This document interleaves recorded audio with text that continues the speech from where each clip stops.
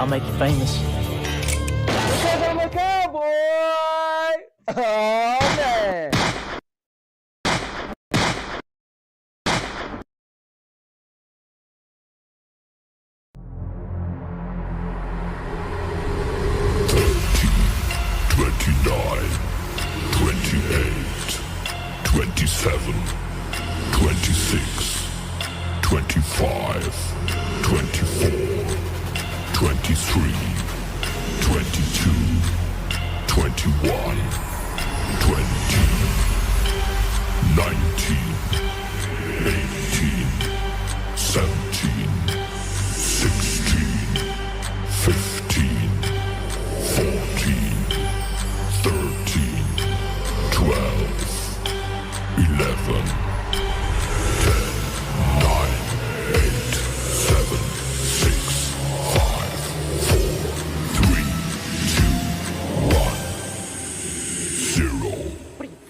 Nuts.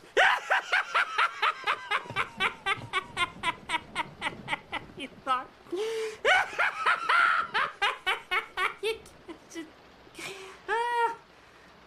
And now, your mama knows.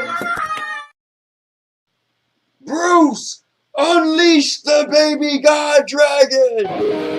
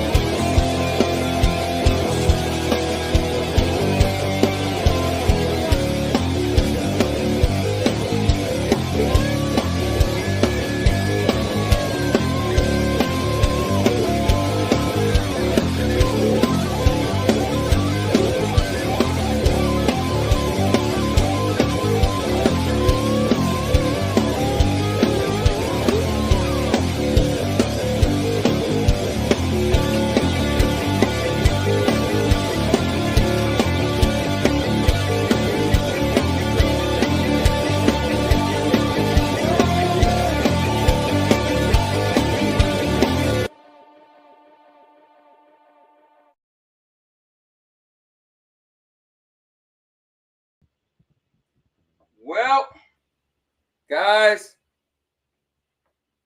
I've been waiting for this day for some time.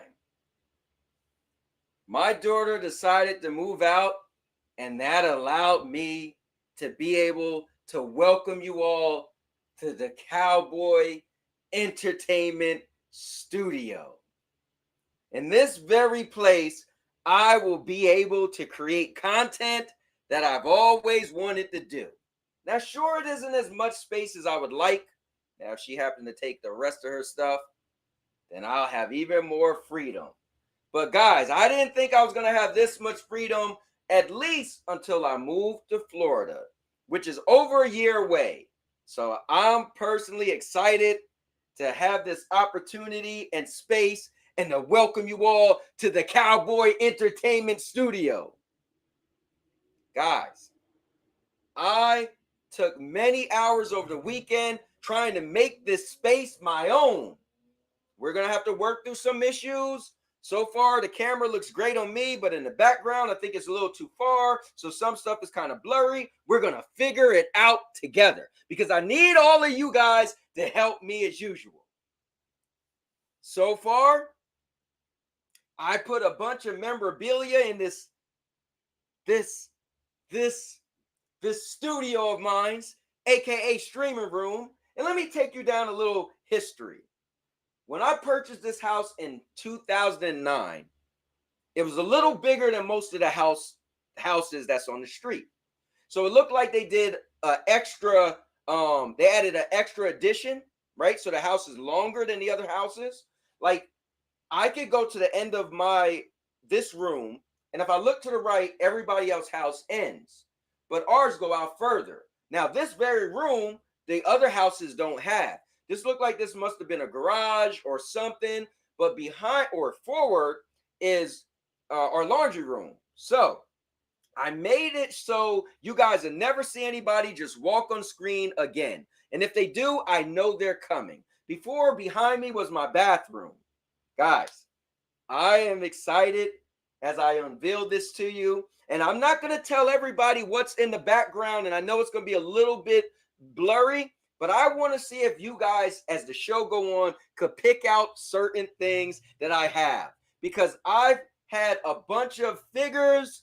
I had a bunch of things that was in my room, just dust over it. I pulled out so many things. I placed things here. I placed things there.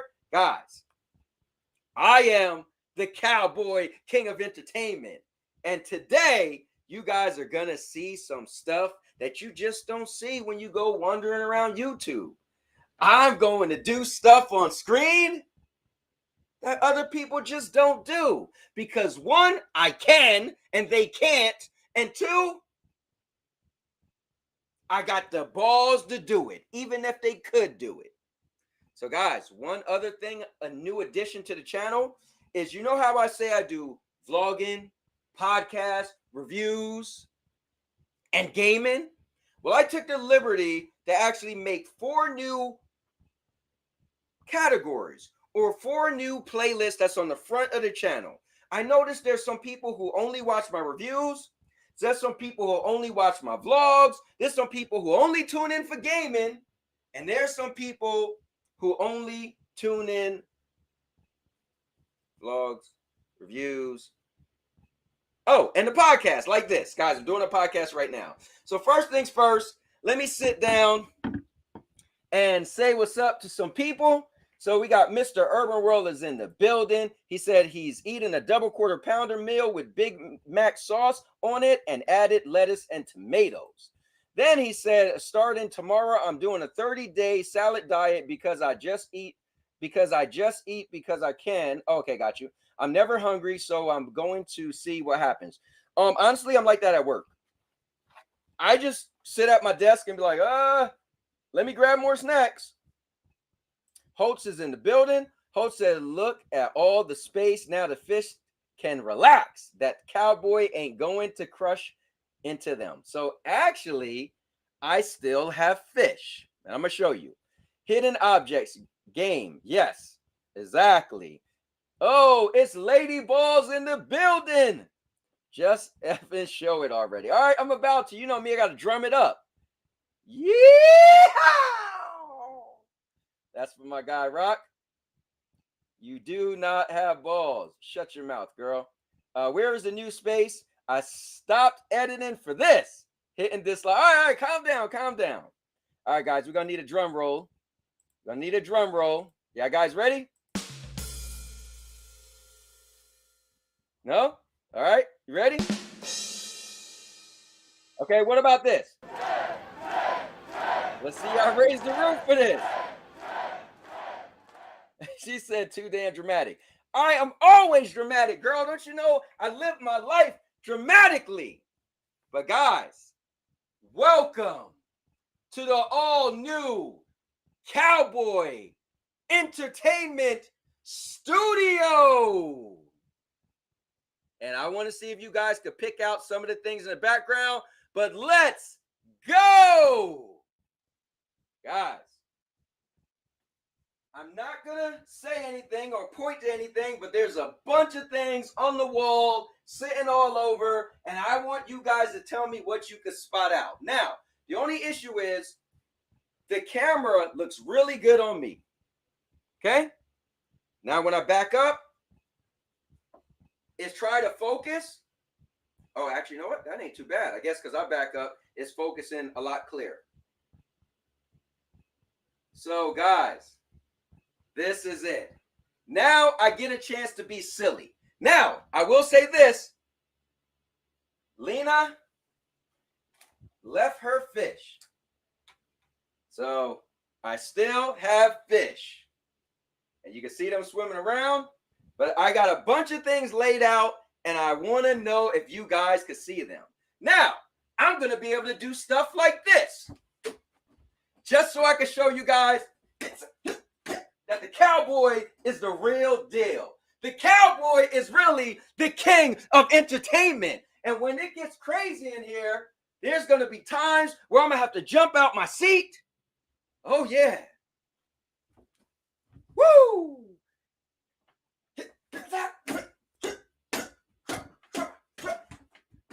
Guys, let's go. Because we are going to have a party up in here. No. Can I tell you how excited I am? No more people walking behind me. Guys, I got so much space. I could do crazy stuff when my arm get better, you know. Then I could do some handstands. I wonder if I can do it now. All right, I ain't going to do that. The doctor told me I can't work out. Now, this isn't too bad, right? Just especially move my hand straight. Like, this is good.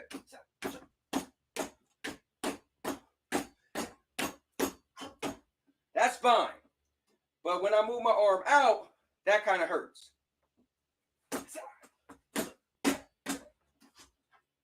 Anyway, guys, we got a show to run. We're going to get crazy and silly. But here we are. Now, I want you guys to start saying in the comments anything that you notice around here.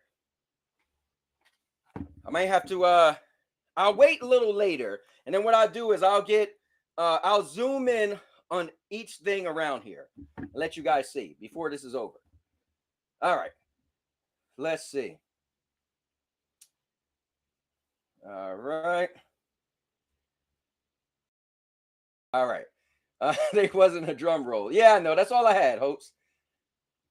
I bet I can pick it out. Hey, let's see what you can pick out.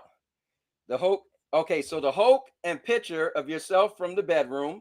Okay, obviously. All right. The punching bag your son kicked and fell. Oh, you remember that video. Oh, man, that was hilarious. The fish tank, but not sure if it's yours. So that's Lena's fish tank, by the way. So now we're talking. I like the Hulk poster. Oh, yeah. Josh, I don't know if I should point this out, but there's something you bought me that's in this background. You ain't punching no bag with a broke shoulder. Hey, man, listen, I could hit it, right?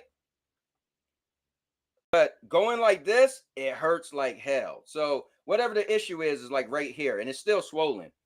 Matter of fact, yesterday was the last day I had to take my Advil. I had to take Advil for 4 weeks.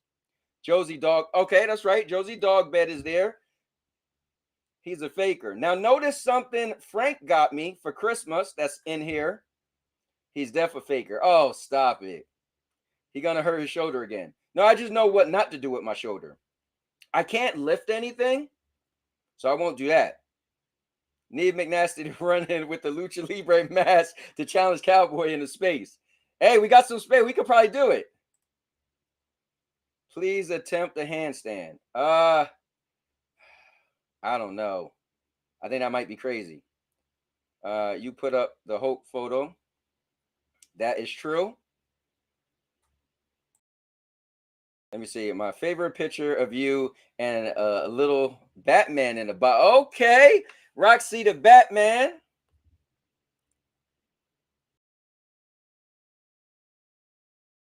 Some beautiful, wow, some beautiful satin curtains, really. Josh Gift is on the right. All right, so on the right, my right is here, and your right is here. I'm thinking the way it looks. Big Mike, let me know when we going. Oh, Mike, we about to jump right in there. The John Cena wrestling set. Yes, sir. So Josh, right here is the Funko Pop you got me with John Cena versus The Rock. It's right there. So I'll tell you this.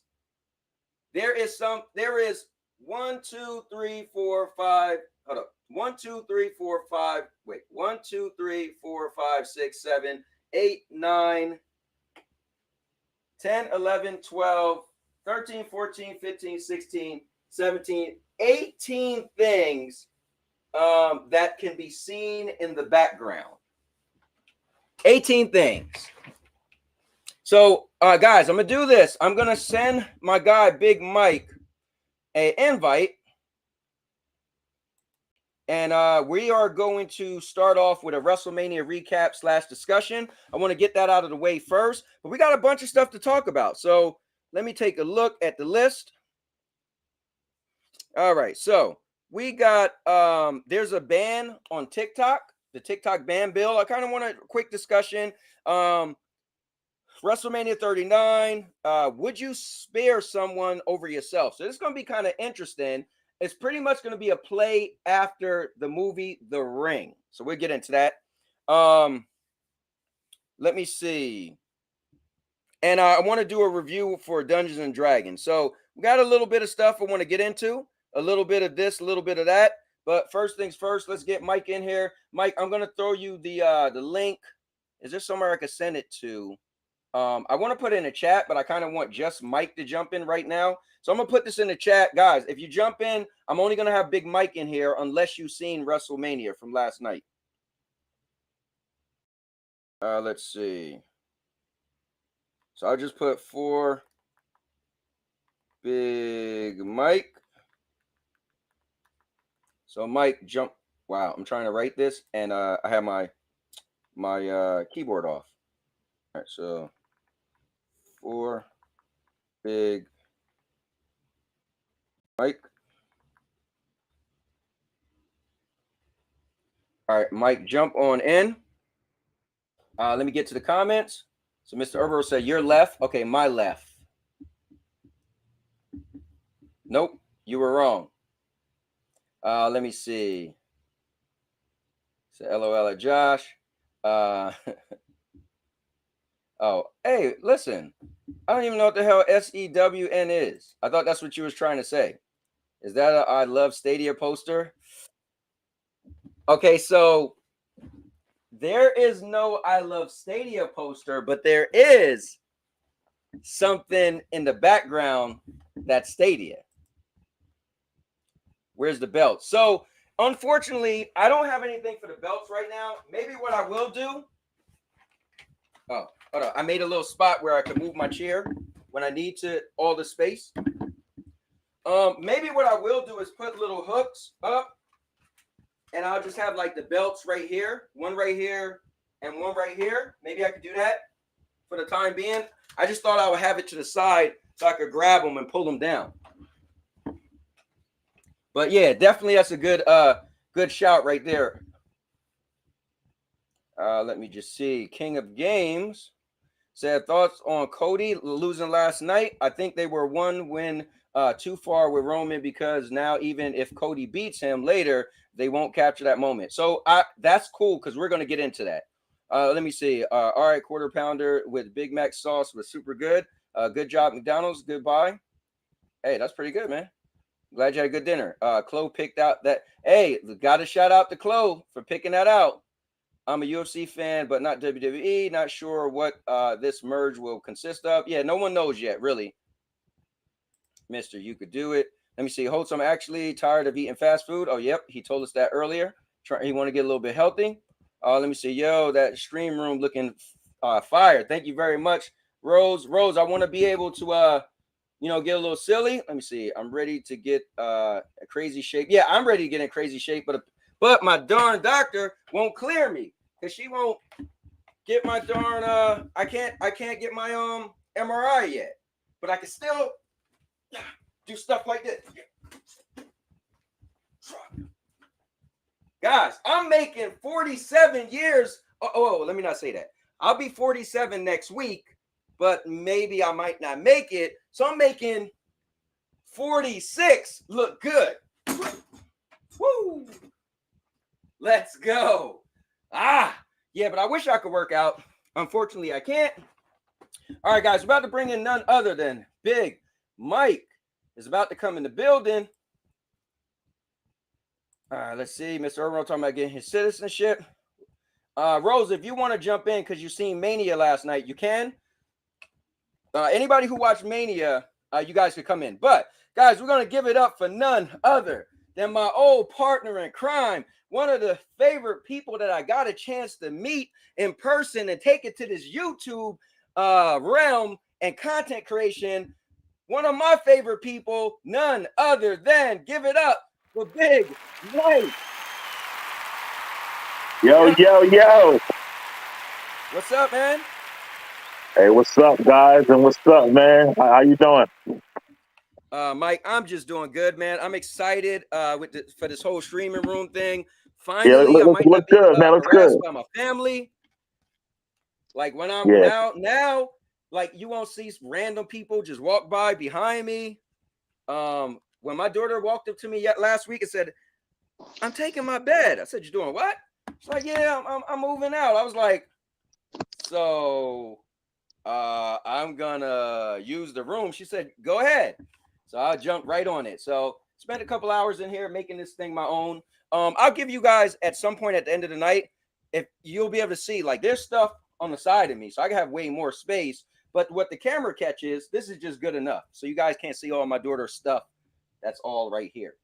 And what was cool with the fish tank, she left her fish tank. So what we did was originally the fish tank was up here and you couldn't see it. So Sandy was like, "We should move it so you can see it." I was like, "That's a lot of stuff to move." She's like, "So what?" So we literally rearranged her stuff so the fish tank could be right there, just to have it in the scene.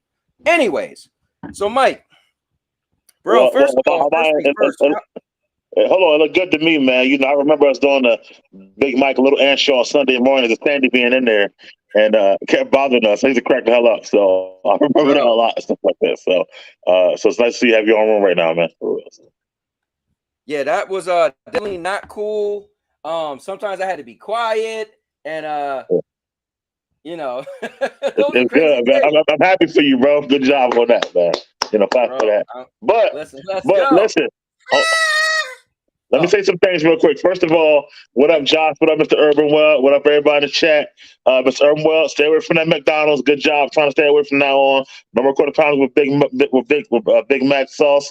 I gotta say this, man. Everybody in the chat, we gotta start giving him some a GoFundMe or some YouTube figures. We gotta get some real belts, man. No more fake championship belts, man. You gotta help Cowboy get some real belts. They don't work for me. So. But listen, Mike, hold up. Just hold on, Mike. Just hear me out. Yeah. Right? Just look at this real quick. Bro, I'm a little dude. They don't look bad on me. I'll be swimming in the big ones. Hey, keep it real, Mike. Y'all can laugh at me. Bro, if I had those real big ones, because we used to back in the day, those things are big, bro. Replicas supposed to fit wrestlers. Look how, do me this next favor. Just go in the back in the day and just search Rey Mysterio with the title. You might look like a child walking around. So, I mean, look, these are like perfect for me. Like, hey, let's go.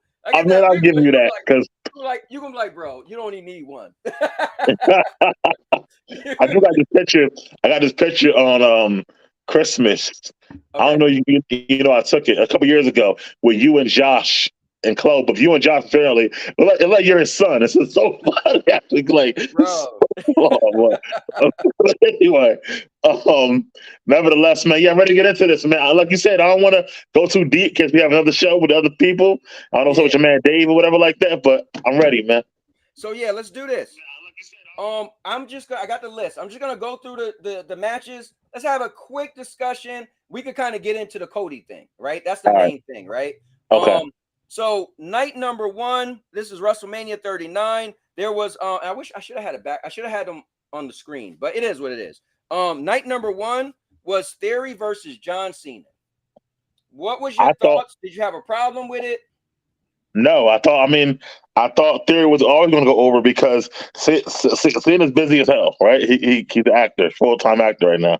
So I thought it was a good rub for Theory. Thought I was happy to see him go over. I know you see Cena in Theory because of what we talked about, but I see Randy Orton, bro. I'm sorry. Not the look, but just his how much venom he got, the way he like how he bit Cena, like things like that. That's Viper-esque to me. I think the look side is Cena, but as far as like his attitude and just the way he talks and delivers promos, I see more Orton. He can have a long career as a heel.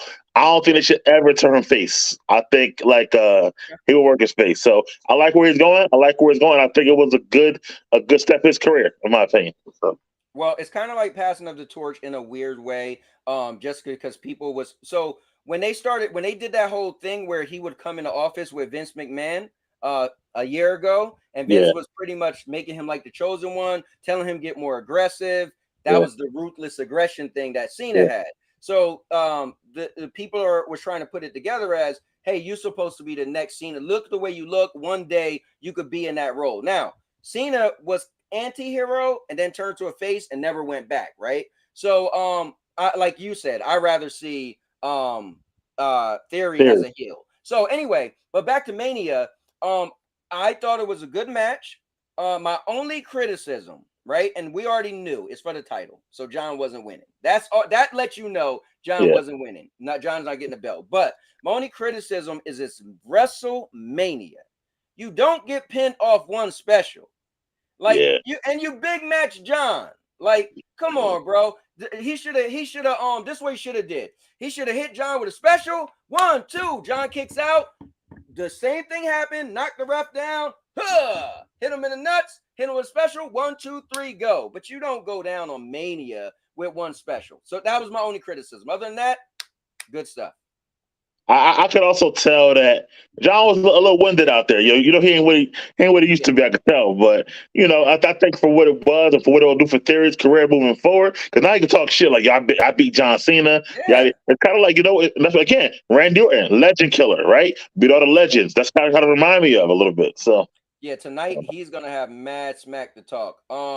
What did F Cat say? I wanted to answer it. He said, "Oh yeah, so John Cena don't wrestle, but what they noticed was, which was cool, they pointed out, is that John Cena never missed a match for the last 20 years. So the very last time you could wrestle last year in December, John Cena wrestled on SmackDown. So that was his one match that year. So technically, this year, John got one match. We don't have to see John again until 2024."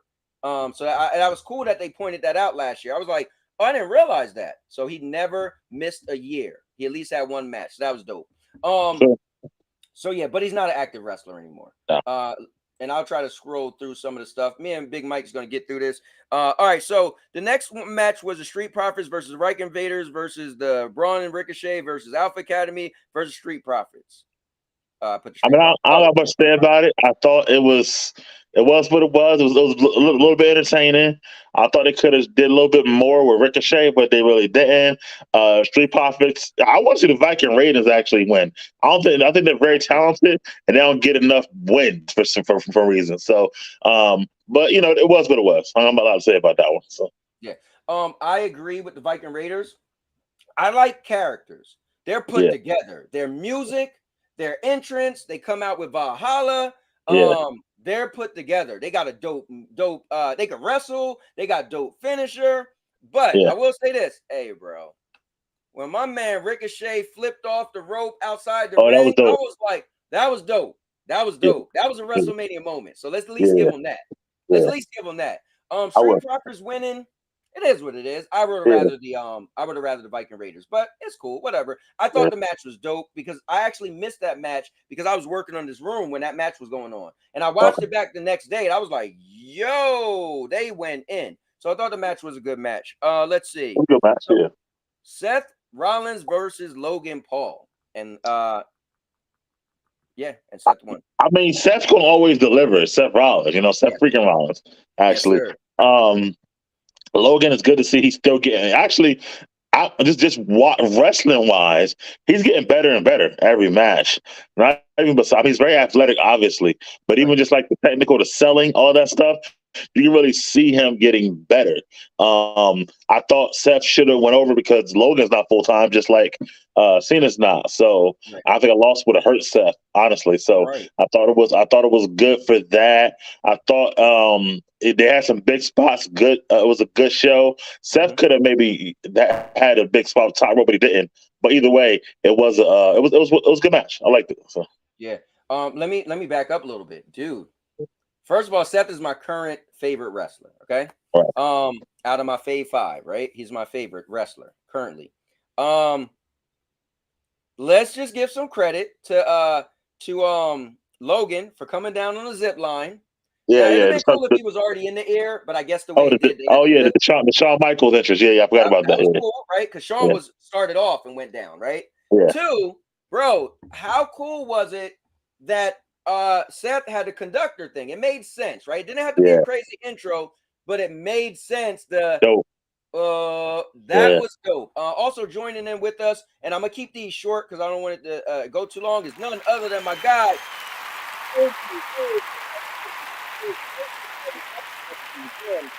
Not that long ago. So for him, this is his first WrestleMania in like a century. So Yo, what's up, Rose? what is going on? It is good to be here. I just want to say this really quick. Yo, I'm gonna be dipping in and dipping out, dipping in and dipping out because baby crying, I'm changing diapers. But yo, check it out, check it out. Yo, WrestleMania was all that in a big bag of chips with the dip. The best thing that happened was my man Snoop, bro. Yo, Snoop stole the show. I was dying. But I was happy with the matches. I was cool with everything. I was not happy with the fact that Cody lost. I'm not going to hold you only because I felt like, and I wasn't even a Cody guy, but I just felt like that was the way it needed to end. I needed Cody to get that belt. But like the whole thing with just like the Usos doing it at the same, come on, man. We seen that same song and dance. So you know, it is what it is. But tonight is gonna be that night. That's all I got to say. All right, man. Well, make sure What's you going hear on, Big Mike Mike? and I. What's up, bro? How you, man? Oh, I'm chilling, brother. I love the excitement, man. I love the excitement, bro. Yeah, make sure you listen to Mike and I know we're gonna have a good little debate about it. But we want to keep moving forward. Did you want to add anything about Seth versus Logan? Yo, that entrance was the truth. The only thing I didn't like about that fight, I'm not gonna hold you. I do not like the fact that Seth Rollins was in pink. Like, if it was 1992, it was a Bret Hart type of thing, I could dig it. But yo, other than that, yo, he had the orchestra, dude. Yo, that was super dope. Yo, I was like, yo, this is wild. And then like the crowd got into it, and then you hear the number 80,000 people. You're like, yo, 80,000. Could you imagine how surreal that must be? That's just dope. Crazy. That was pretty cool. So let me go into the match a little bit. I think they had a great match. Logan is like you said, Mike, very entertaining, very athletic, cool stuff for just a regular guy that just got into wrestling. So good stuff. Entrances was cool. I think they picked good spots. I think this is what you get for Logan and Seth, right? It wasn't over the top. I don't think their chemistry was the greatest, their wrestling chemistry, but I think for what it was, they did a good job. I think they put a nail in the coffin for them two they beefed. They've been going back and forth for a while. I think this was WrestleMania worthy for those two guys going against each other. Yeah. I agree. I don't know, man. I'm not sold on Logan Paul. I just want to throw that out there. And I get it. I don't know all the technical aspects of wrestling. But like I like the gimmick, the lucky punch. I love the gimmick. I don't feel like he does a good job with it. Like, I feel like that's a gimmick for Baron. Like, I feel like if Baron had that gimmick, it would work perfect. Baron knows how to do it. I think it's because Seth might maybe still be too green. He does. I'm not saying that the dude doesn't, or not. Oh, Seth, you mean Logan? You mean Logan? Yeah, Logan. I don't know. I'm not buying it 100%. No, I get that, but I think the thing is with Logan is he literally was in the ring with Floyd Mayweather, which has never lost, and Floyd didn't put him out. So I think he got a little bit of legitimacy. Him and his brother, they do fight. So I think, but I don't think that's his special. He's never pinned nobody. I feel like I think he actually only ever pinned somebody off of the Skull Crusher finale, the Miz's move. So I don't think that's his move. That's just like, oh, I'll knock you out. But I feel like his frog splash is probably going to be his legit move when he actually get a win. And don't worry, King of Games, we are getting to it, man. That's like, we can't just skip and talk about the Roman thing. Like, we gotta literally, we're gonna just fly through these matches, but we'll actually, Mike and I have a discussion. But we can move on. Here's what's funny. Mr. Urban World said, man, what about Trish Stratus? So what you didn't know was Trish actually wrestled last night. So you probably haven't seen Trish in like 10 years. But she actually wrestled last night. So it was Trish, Becky, and Lita, which Becky and Lita are the tag team champions. Like, whoa. And they went against Damage Control, which is Io Shirai, or Io Sky as they call her now, Bailey, and Dakota Kai. Listen, they did their thing. for what it was. I love the spots where everybody was hitting a special move on each other, like when Bailey did the belly to belly, the belly to belly. I was like, ooh, she did it real hard. I think she hit Trish with it. I think it was listen, that match was okay. I mean, I would have liked to see Becky put up the belt. Like, I would have rather for Mania, Becky had a one-on-one, put the belt up, and the tag titles went up, and versus a 3-on-3. But for what it was, I guess it was a chance to say, okay, let's be done with this. And I hope tonight they leave it alone and let it be at Mania. But I thought it was a decent match. What about you, Mike? Thought it was a decent match. I thought for what it was, it was good to see Trish and Lita, coming from that era, that ruthless aggression attitude era, a little bit. Lita hit her most salt, so it was cool. Little twist of fate. Everybody did, especially like you said. I like Io Sky, man. I love seeing her do her the genius in the sky, yo. Like when she do her springboard moonsault, that shit is poetry in motion. I'm sorry, yo. That shit is like I know everybody like to see like Charlotte, but this Io be doing a springboard. That's just crazy for a woman. That shit ridiculous. I mean that's why they changed their name to Io Sky. They got yeah, it's crazy. So the sky. I give it that. So I like that part. I think who should have won. I'm sure Trish. I'm sorry. I don't think Lita got a contract, right? So I'm sure Lita and what's her name? What's called Becky gonna lose soon, probably to another one from another match. We'll get to later on. Tag team match.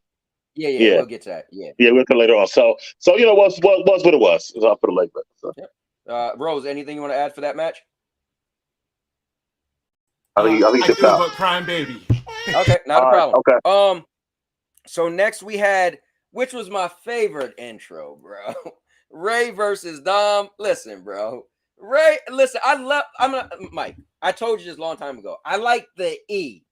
The WWE, I know you got great wrestling. I get it. But I'm a sucker, bro, for the nonsense. They got Dom talk about when he went to prison, and then, bro, the police car pull up.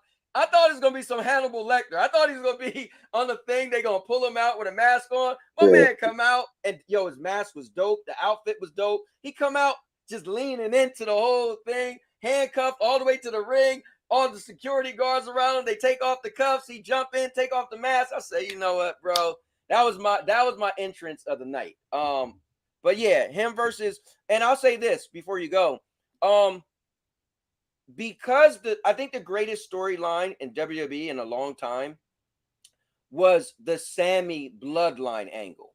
Once Sammy kind of no longer was kind of beefing with Roman specifically, I felt it died down. It was cool to let it go over to Jay and the Usos. But for me, on the WrestleMania card, Ray must have said, I won't fight you like 60 times. And Dom mushing him. Dom did everything. And it finally come to Dom tell his mom to shut up. And Ray was like, he walked up. Nah, bro. Listen, you could talk to your sister. You could push me, but your mom. And so this was one of my most excited matches I was excited for, because this was my favorite story out of all the stories, because I felt this match had the most story for me. But I agree. It was a good story. I thought the entrance was dope. I agree with you. Going from the jail to there, the whole thing about Dom like being in jail for like 4 hours, and like I took part-time and stuff. Yeah, whatever it was. It's crazy. Drop. Right. I'm like, bro, what we doing, yo? Dom a clown, yo. And then he had Mysterio spelling his knuckles and tattoos, stuff like that. It was crazy. Yo, I was like, yo, listen. We know it's fake. So when they do stuff like that, bravo. Get somebody else a good. I mean, they still had a good match, but that was bravo for me. Bravo. Yeah. And I even like Ray with the Eddie Guerrero lowrider with playing the song at first like that. First of all, Snoop drives him out. And I'm like, he's in the lowrider. They had 3 different music. And then they threw on the Eddie music. And that's my thing. I lie, I cheat, I flop. I love that song. Yeah, that was dope. So I thought the match itself, first of all, him giving him a spanking, I thought that was a good spot with the belt. Yeah. I thought that was cool. And I thought Dom held his own too. Like Dom got a lot better, over time as a wrestler. Stuff like better, man. Yeah, and I thought it ended how it should have ended. That's because it was Hall of Fame weekend. His wife and daughter was there, so I think Ray had to go over. And they can continue the feud too, still. So I thought even the interference with Priest and them, it was a perfect match to me. I thought it worked out good. Honestly. For real. It gave you wrestling and that entertainment. Like Yeah, it was on the grandest stage. The story was good. It was great, man. It was great. Yeah, I guess.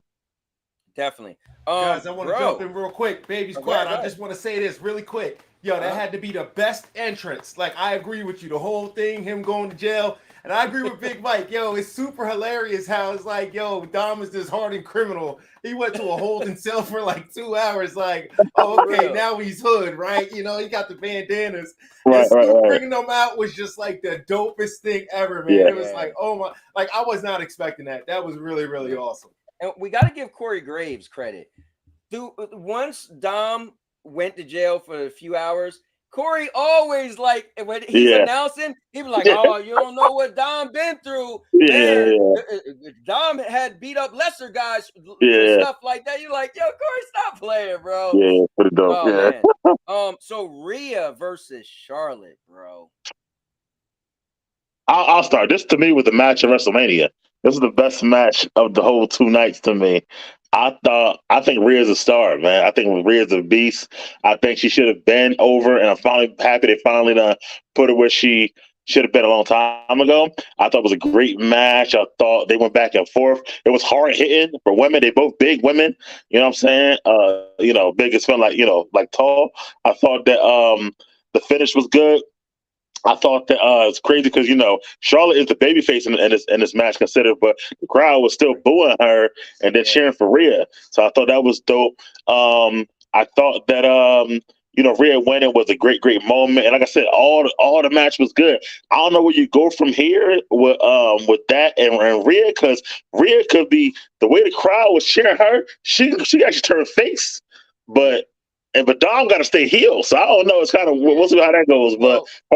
That match was the match of the night for me. So I agree. Match of the night. They got to stay the course though, because if you watch the post conference, they was like, "So what about the Judgment Day?" She's like, "They could get any belts they want." She's still clearly in character now, unless they have some type of beef, something. But I think she got to stay as if she's with them, and maybe something could happen. But yeah, I think when the crowd like you, it's for the WWE to say, you know what, that's a moment, and we got to capitalize. They want her to be face. They're behind her, right? And we're gonna kind of get into this Cody thing with the face thing. I can't wait. Can't wait. But I agree. Great match. Best match on the card. Bro.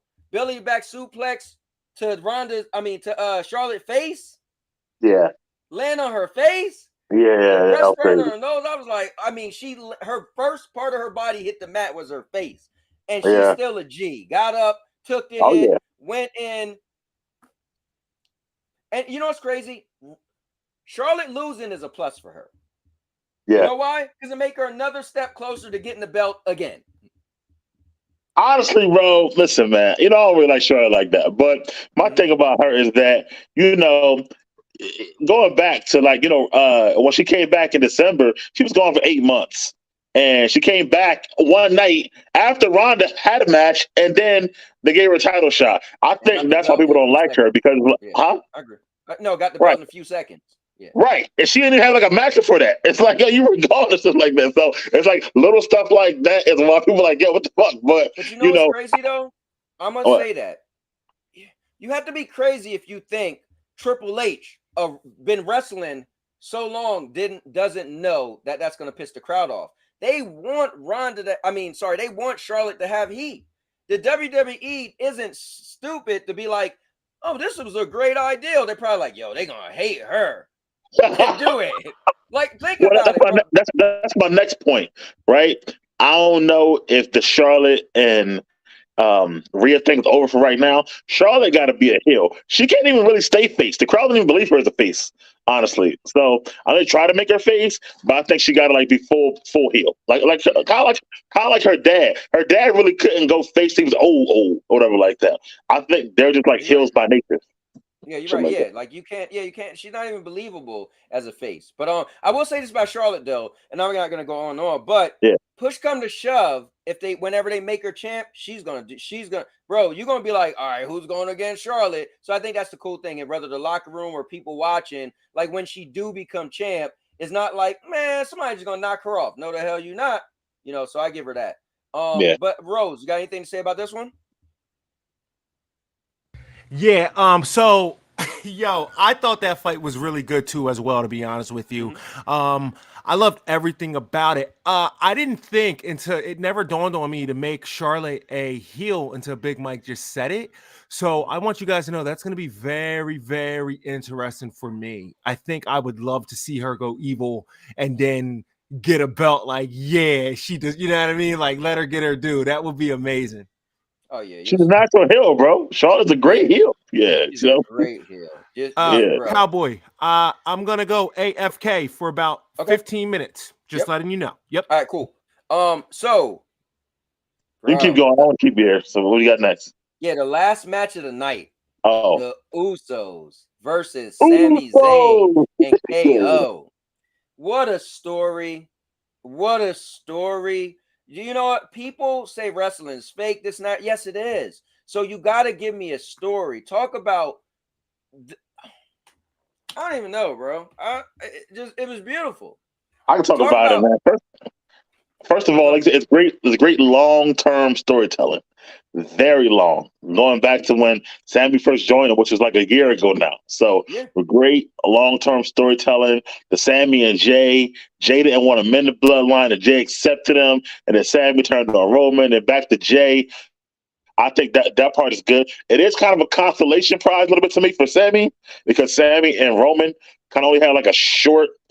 They had one match, and really, I think Sammy really still want to get back at Roman a little bit. So, but I do think it was good storytelling. I thought that the fact that KO and them won was great, especially because they've been friends for so long and tag team never had titles together. So I thought that was good. The Usos are the Usos, great with that quick tags and tag wrestling. Everybody hit their finishes, and it was a good, big spots in the match. Stunner and a little bit kick. Like I thought it was a great, a good match. Hard to follow Charlotte and Rhea, though. I got to say that. Yeah. But yeah. But it did live up in the end of the match. And again, it was time for them to kind of give up those belts. Because there's a lot of tag teams. They got both titles, so it kind of was like, all right, we got to get it out of their hands a little bit. Yeah. So. And how about the ending? Sammy hits Jay with Three. kicks. That was cool. He's like, push him back up. Now, I actually think they're done with Roman. I think Sammy's thing was he wanted the put the crack in the bloodline. He knows how much this is gonna damage the bloodline that they don't have those titles. But we'll see. All right, now, I agree with you. I don't even need to say, bro, everything you said. All right, go ahead, move on. I'm on page. Night number 2 starts off with Brock versus Omos. Let me tell you how funny this is. My friend Kevin came over and he was like, bro, this is going to be a 5-minute match. I was like, why you always hating on Brock, bro? Why you hating on Omos? He's like, watch. I said, whatever, bro. I hit the timer on my watch. Bro, why did this match end 4 minutes and 13 seconds? I was like, yo, you called it. There's two things. One, Brock is in amazing shape for a 40 or 6-year-old, I think, something like that. However, Brock barely don't wrestle that much. Brock not trying to do a whole bunch of work no more. Like, Brock ain't what he used to be. So I'm like, Brock's not doing that much work. Secondly, almost a big man. I don't think he can stay longer than 5-10 minutes, honestly. Right. Win wise. So I think for what it was, I think even though Omos lost, it still helped put him over because he was able to throw around Brock a lot. So they made him go in super looking strong on Raw. And the match, he looked so good at first. Like, I was like, bro, is he just gonna rip Brock? Brock beating him. My only problem, bro, hit him with one special and it was over. What was up with the first match of each night? Like, give Omos some, bro. You making Omos look like he throwing you over the ring and this and that. You hit him one time, he's out. Yo, it would have been so dope if Omos got the 1, 2, and Omos kicked out. You be like, yo, and have Brock look on his face, pick him up, hit him again, 1, 2, 3. But it is what it is. Two big dudes. It's either way. Omos looked great, and I think that's the beauty. Brock don't ever need to win again. Brock is No. amazing. Yeah. So He did that, win though. But he didn't need to win though. But he did win though, so it was yeah, cool. yeah. Yeah. So it's all good. Yeah. Well, let me say this real quick though. Okay. I'm not gonna lie. We're about to go through it, but night 2 was a big drop off from night 1 to me. You know what it remind me of? It remind me of like an opening weekend for a movie, and then the second week is a big drop off for ticket sales. That's what it reminds me of. Dead serious. It was, as every match on night 1 just escalated. You was like, how you gonna follow that? Next match? Yeah. How you gonna follow that? Like all night, right? Yeah. I totally agree, and I think everybody was saying that. So let's see. I think I'm missing a match. I put 1, 3, 4, 5, 6, 7. Right? Well, I got Ronda, the women's match. Am I missing one? Or maybe I just messed up with my count. Yeah, just your count. Yeah, it's not a lot on that night. So the women's match. So help me out here. Ronda teaming up with Shayna Baszler versus Raquel Rodriguez and Liv Morgan. Versus Sonya Deville teaming up with what's that girl name? Chelsea. Yeah. And then Shotzi teaming up with Natalya. Yeah. Good match. It could have been better. It was all right. Who won should have won. Who won should have won. I know they're setting it up for them to probably go after the titles later on. I'm telling you, first probably Lita and thing. Ronda's still hurt, honestly. So they protected her a lot. She's barely in the match. I think she's still healing from an ACL or PCL. So she kind of got the win, but she ain't taking any bumps really like that. So I think it was to protect her a little bit. But I feel like, man, listen, if she's still hurt, then get her out of there. Get 2 other people in there a little bit. You got mad women and shit like that. So I know she's Ronda Rousey, quote unquote, but still, like, I don't like that. My only pushback with that is I forgot she was injured. And so when she came out, I was like, oh, I guess she's not. And it was because it was 4 teams of 2 people. It protected her a little bit because I forgot. And then I was like, oh, she barely got in. But then she got in and got the win. I was like, all right, whatever. And it didn't click. So I think that match saved her versus a 2 versus 2 tag match. Right? It did. So that did definitely help her. Let me ask you this. I feel like isn't a missed opportunity? Shouldn't that have been for number 1 contender? Like you at WrestleMania having a why is the number 1 contendership not online for both tag matches? Yes, I agree. That's like weird to me. It's like almost like we're going to do this, but we don't really know if we want to be number 1 contenders or not. So we're going to just like leave it as is. I don't understand. It's like weird to me. And at Mania, you know what I mean? Like you at Mania, what were you showcase? Only thing I could think of, because you know they got Backlash, and Backlash, they like to do a lot of rematches. So that's why they title it now. As of last year, it's called WrestleMania Backlash. So they might do the Usos and them again first before they make a number 1 contender, something like that. So I don't know. Think about. Bro, the Usos had the belt for how long? How are they not going to get a rematch? Right? You right? Years ago, so probably about 4 years ago, they got rid of a thing. So in WWE, it used to be an automatic rematch. So it was kind of annoying because you'd be like, "Oh, here goes a rematch," right?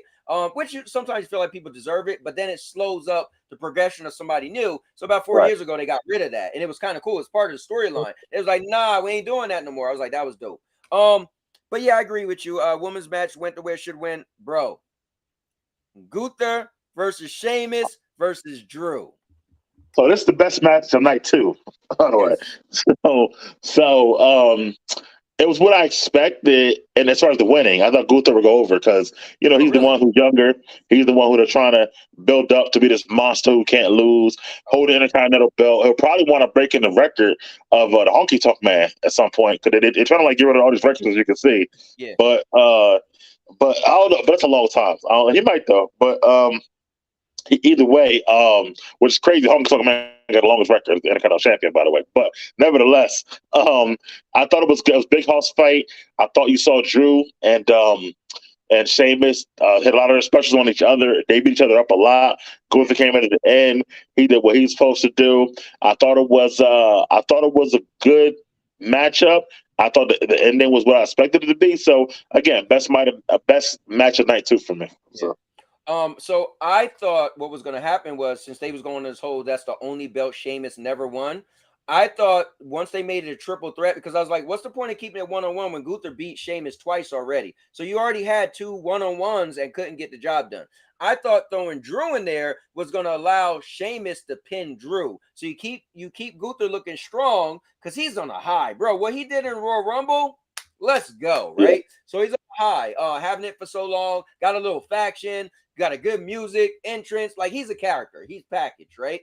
So I thought they would have let Sheamus get his due, but not pin Gunther, pin Drew. But I also said, if not that, then you got to keep it on Gunther. So at the end of the day, they kept it on Gunther. I think it probably was the better thing to do.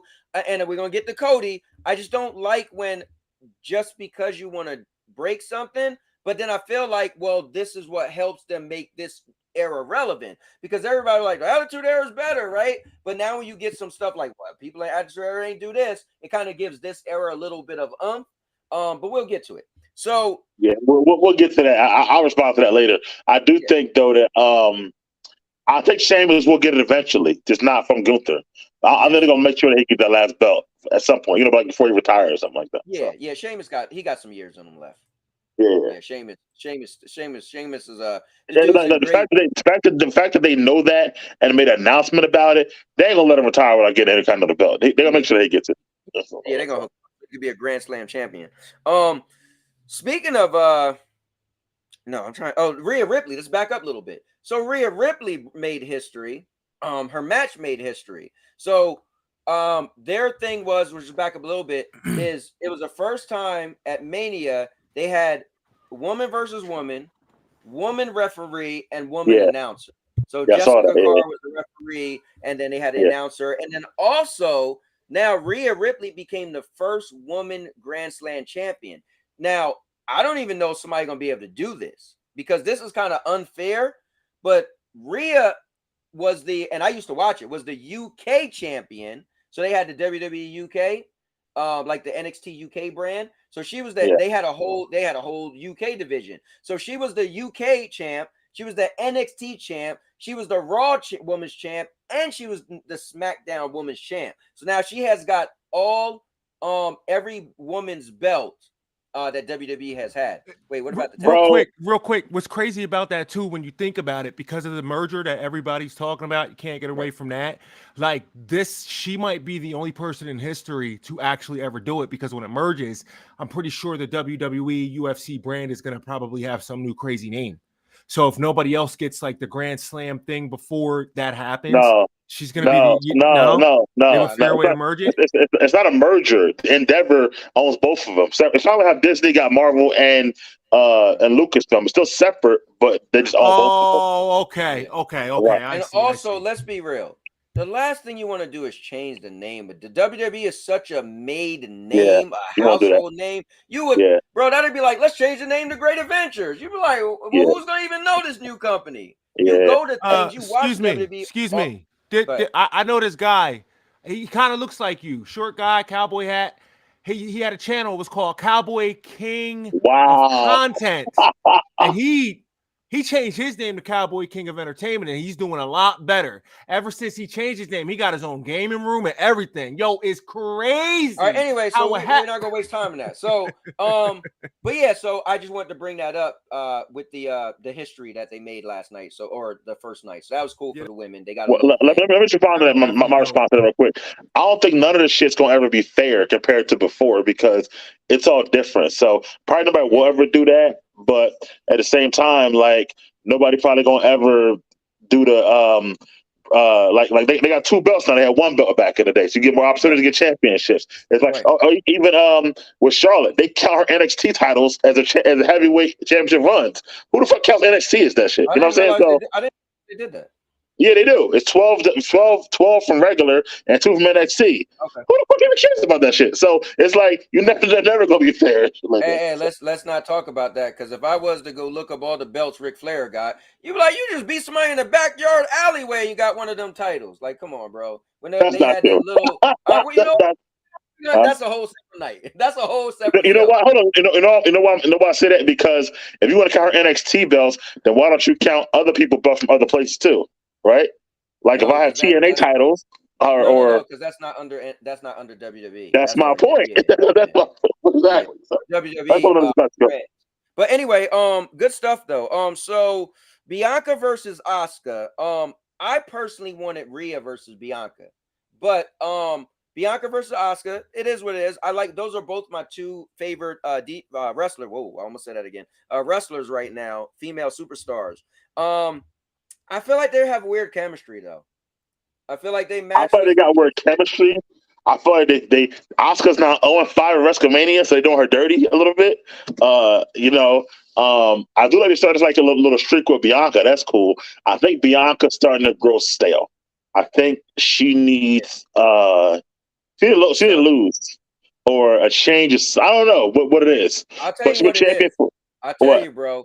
So when I first discovered her, I was watching NXT, and she didn't even use the EST thing. She used to have some thing where she was like, she was a heel, and she was like, I'm undefeated. And then when she finally lost, she didn't lose for a minute, no belt, no nothing, just winning, right? So she finally lost. She was like, it was so heelish. She was like, well, I'm still undefeated. It was like, how you still undefeated? You lost. She's like, it's a state of mind. She need to start being real cocky with the EST. Somehow it Yeah, need to change her where she'd be like, I'm the bestest, the fastest, the roughest, and she need to just be cocky. Oh, I could beat They're that not person, that going to person. turn her into the Bret the Hitman Hart. She can't be the Best there excellence of is, everything. best there was, best there. Hey, but I think Mike is right.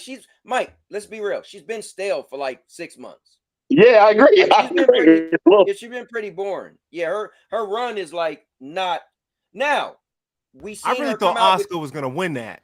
I see. I wasn't I sure. really did. I thought Asuka might have won it because Bianca had it so long. But when she came out with the kids, I don't know if you guys I watched the thought press Bianca was gonna conference. win. So, Honestly, I thought Bianca was gonna win. I never thought Oscar was gonna win at all. okay. At the press conference, the little girl who did she bent herself up and was dancing with her, bro, her mom died that morning. I saw that. I was like, Snap, whoa, are you Triple H was like, serious? yeah, Triple H was like, yeah, her Wow. mom died that morning and she still was a part of the thing. I was like, Yeah. yo, so but then again, John Cena came out with the Make-A-Wish kids and he lost, so I don't know. You know, what I So would love to see. I would love to see, like I said, either one or two things happen. I would love to see Bianca go heel, like you're saying, or make Charlotte back natural heel and chase Bianca, and they have a match for the title and stuff like that. So one or two things. I'll love to see. So. yeah, they could obviously spin it however they want. Bianca and Charlotte, not match, but like a little a feud for a while. Yeah. That will help Bianca right now. I agree because Charlotte could be like, I'm the best. Right. And then she'll be like, no, I'm the best. Right. Now Rhea would be doing her own thing, obviously. Right. Exactly. Yeah. Somehow have them beef that who's the best. But yeah, good match though. Listen, I could have went either way. Whoever won didn't matter to me either way. Rose, you got anything extra you want to add on that one? Nah, I just thought it was a really good fight, man. I was really cool with it. So here's a funny one. I did enjoy, and it sucks that he lost. But you had the Demon versus the Brood Edge.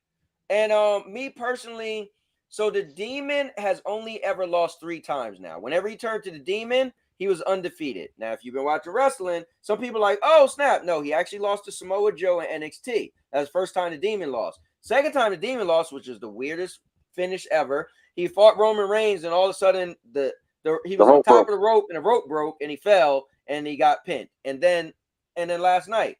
So what I thought was cool was once he turned to a bad guy, he stopped doing the thing where he tap and go like that for the audience and the light turn on. He did it last night, and I said that was dope because that was for the crowd, right?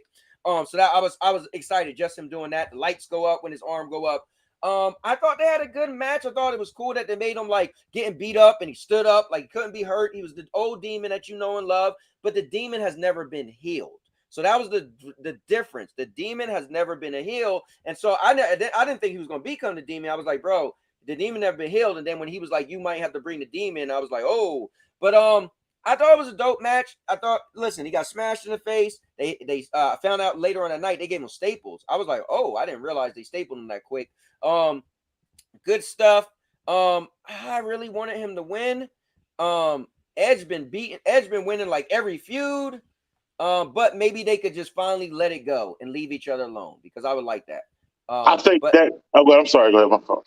I think I was just gonna say I think it's a little weird that for me the story was cool though. When they played the little story, there was a warrior, and that they did it cool. But I almost feel like Damian Priest really should be the one going against Edge. When the Judgment Day started, it was Edge and Damian Priest. Finn was like the little dude that got added in down the road, and now he's the leader. It was like I felt like Damian Priest got slighted, but Finn got the bigger name, so it is what it is. But I think Finn got the bigger name. Plus, he way better on the mic than Priest is. And I feel like if you want to be the leader of a faction, you got to be better on the good on the mic. Right. I feel like though that it was a good way to end their feud, and it better be over. Because remember that shit went all the way back to almost a year, and plus they had that match at I Quit match, and that was in September, right? So I think it's time for that feud to end. And if they have good chemistry, I like the match. The whole demon thing, I think that now is not as it don't have that aura that it had before. Yeah. I think that's good. We was like, bro, you better not even be him no more. Somebody be like, I'm gonna get the demon. Like, like, you know what I mean? So that was the first time I ever saw the demon. Like, obviously, you know my wrestling. You guys are about to be big mad at me. Yo, I was not impressed. I was just like, okay, this is. I'm not trying to kill the vibe. I promise you, I'm not. I'm just like, yo, but I understand why I didn't watch it, so I understand I don't get it. You know what I mean? So I'm not hating on it. Good match overall, though. But I did see when he got the stitches, and I was like, oh, snap, that is super crazy. What are they doing to him? That part, I think, messed up the match a little bit. And I know it's new WWE where they can't show blood. Right. But I felt like that messed up like the momentum in the match a little bit. But still was a good match overall. I like how Edge tried to find more items like during that time, try to stall a little bit. So that's like a veteran Edge, know what to do. But overall, it's a good way to end the feud. So I really like that. It sucks that Finn blocked it wrong, right? Like he should have put his hands in front of his face. He tried to block it like that. And that middle piece came straight to him. There's nothing you could do. And apparently that ladder's pretty heavy, bro. So his hands wasn't pushing it back. That thing came to him. And but so the last one we got is Cody versus Roman. But let's do this. We got 2 matches, improv matches that we need to just go over with the Miz. So night number 1, the Miz is in the ring talking his trash, and then runs out Pat McAfee. It was a fan favorite thing at the end of the day. Funny, haha, they ring the bell. Pat, beats Miz. His boy jumps in. From what team was he from? 49ers, yeah. Okay, so he jumps in. It's fun, loving, ha ha ha. I don't really have much to say about that. Cool. That was a cheap pop for the fans. McAfee is amazing, bro. He's not even a wrestler, and he's doing stuff, which is cool. I like the dude. But I like McAfee. I miss him on the mic. I like him and Cole together. A great thing. I like that he was there. That's kind of Miz. FCat just said, does Miz still wrestle? I said, that's kind of Miz thing now. Putting people over and getting beat up or whatever like that. He still get a paycheck, though, so I ain't mad at Miz for that shit. So, no, not mad at all. And he did his time, bro. Like, Miz, he could quit now. Like, be a regular person that always wanted to wrestle, right? Because remember, he was on the Real World season 1, and his alter ego was the Miz. Bro, this is what he wanted to do, and to get to do it highest level. He is a 2-time he's the only 2-time Grand Slam champion, which is weird. But so at the end of the day, Miz, I love what he's doing. He's just using and he's a legit heel because he's so annoying. He acts annoying. He make you want to punch him in the face. He's perfect. So I thought that was cool for what it was that first night. McAfee did get the rub, so that's all. Not much to say. And he had a good spot off the top rope. But like a non-wrestler, bro. What about you, Rose? All right, cool. Person who stole the show. And Triple H got to say it. I gotta give credit to Snoop, bro. Night number 2, the unthinkable happens. Shane McMahon comes out. Oh, we're going to give Miz another match. Whoa, I don't want to face nobody. Shane comes out doing his dancing around, and he tore his quadricep, right? And when he went down, he tried to stand up, and when he fell down again, you was like, oh, this is real. and Snoop Dogg, bro, just improvised. So what I suspect is at some point they probably was gonna have Snoop versus The Miz. It was like, nah, we got other people to come back, and Snoop just was like, you know what? Miz probably gonna go along with it. He just steals him, and then you think Well, that could no, be it. apparently the ref, when Shane told the ref, I told him my quad. They told the ref in his ear, "Yo, tell Snoop he got to do it." So the ref told Snoop, like they real sneaky about stuff or whatever, like in that ring. When I watched Triple H was like, I got to give credit to Snoop. Triple H was like, Snoop. He was like, man, I can't. He jumped in there. The time, like he improvised. I was like, so he made it sound like it was all Snoop. Nah, it was the ref, but it was quick. You don't really notice it. I still give credit to Snoop though for jumping in there and being ready. And then Snoop was like, you know what? We got to do more because they still got trying to get thing out the ring. So he goes for his little elbow. That was dope, man. Yeah, I think it was dope on that part. Shane O'Mac, man, that was my guy back in the day, but Shane can't wrestle no more at all, man. He got to take it up. It's over for him. His body can't do it no more. I would love to see him, in some type of capacity there, but he got to stay out the ring from now on, man. I'm sorry. So, that's a crazy freak accident. Like for Shane, people who don't know, like especially younger people, whatever like that. His stuff versus like Kurt Angle or Kane, like Shane was legitimate, like on some real shit. Shane took more hard bumps than the actual wrestlers. Let's be real. Shane was never really a wrestler. He just came in as like Vince's son to get beat up, at a big run his mouth, get beat up, but he wasn't like a wrestler. And he took more big bumps than some of the wrestlers ever did in their career. Yeah, that's what I'm saying. So, but I think it's all taking a toll on him now. So I think it's time for him to hang it up. But either way, dude, the quadricep, that's a freak accident right there, man. It could be. Yeah, that's true. You know what I mean? That's But anyway, I just wanted to bring that up. Now, you sure? I got 6 matches on night number 2. I'm not missing the 7. It was one less match because that's why they had so much commercial time.